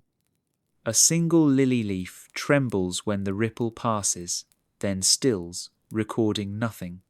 You may imagine your thoughts like that leaf, touched for a moment, then calm, flat, unmarked. Overhead, the first magpie carols. Its song glides along the water, threads through reeds, and loops around our swimmer. She does not flinch. Bird melody is part of her dawn soundtrack, familiar as the river itself. Farther up the bank, kookaburras trade their chuckling calls, a duet falling somewhere between laughter and greeting. Their voices mix with a sleepy wind that nudges eucalyptus branches. Leaves clack together softly, sounding like distant applause. Our platypus climbs the muddy slope, claws digging for purchase. She pauses halfway to shake excess water from her fur. Droplets arc in slow motion, catching sunrise hues of rose and gold.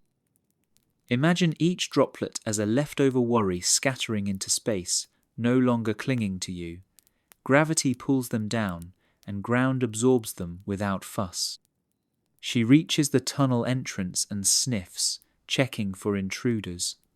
Satisfied, she slips inside, pushing loose soil to seal the doorway. A final sprinkle of mud falls, and the burrow closes with a hush. Inside, puggles stir, sensing warmth returning. Mother settles among them, wrapping tail and body into a living blanket. Tiny bills nuzzle her side, finding breakfast already waiting in milky beads. Outside, the billabong transforms by the second. Purple shadows shrink, silver streaks turn gold. Steam lifts in waving curtains, then tears itself into wisps and fades. The world brightens slowly, but your breathing can stay slow. In for 4 counts, hold 1, out for 6. Let each exhale feel like mist dissipating, clearing vision for calm. Sunlight kisses a spiderweb stretched between 2 reeds. Dew sparkles in hexagonal geometry, momentary jewels that will melt soon. Everything fragile in the scene accepts its fragility. The spider is not upset. It will weave another web tonight. What might feel like an ending is only a pause before creation starts again. Let that idea soften any pressure you carry. Tasks undone will find their next night. Right now, pause. Downriver, a water dragon lizard crawls onto a log, head up, throat pulsing as it tastes morning.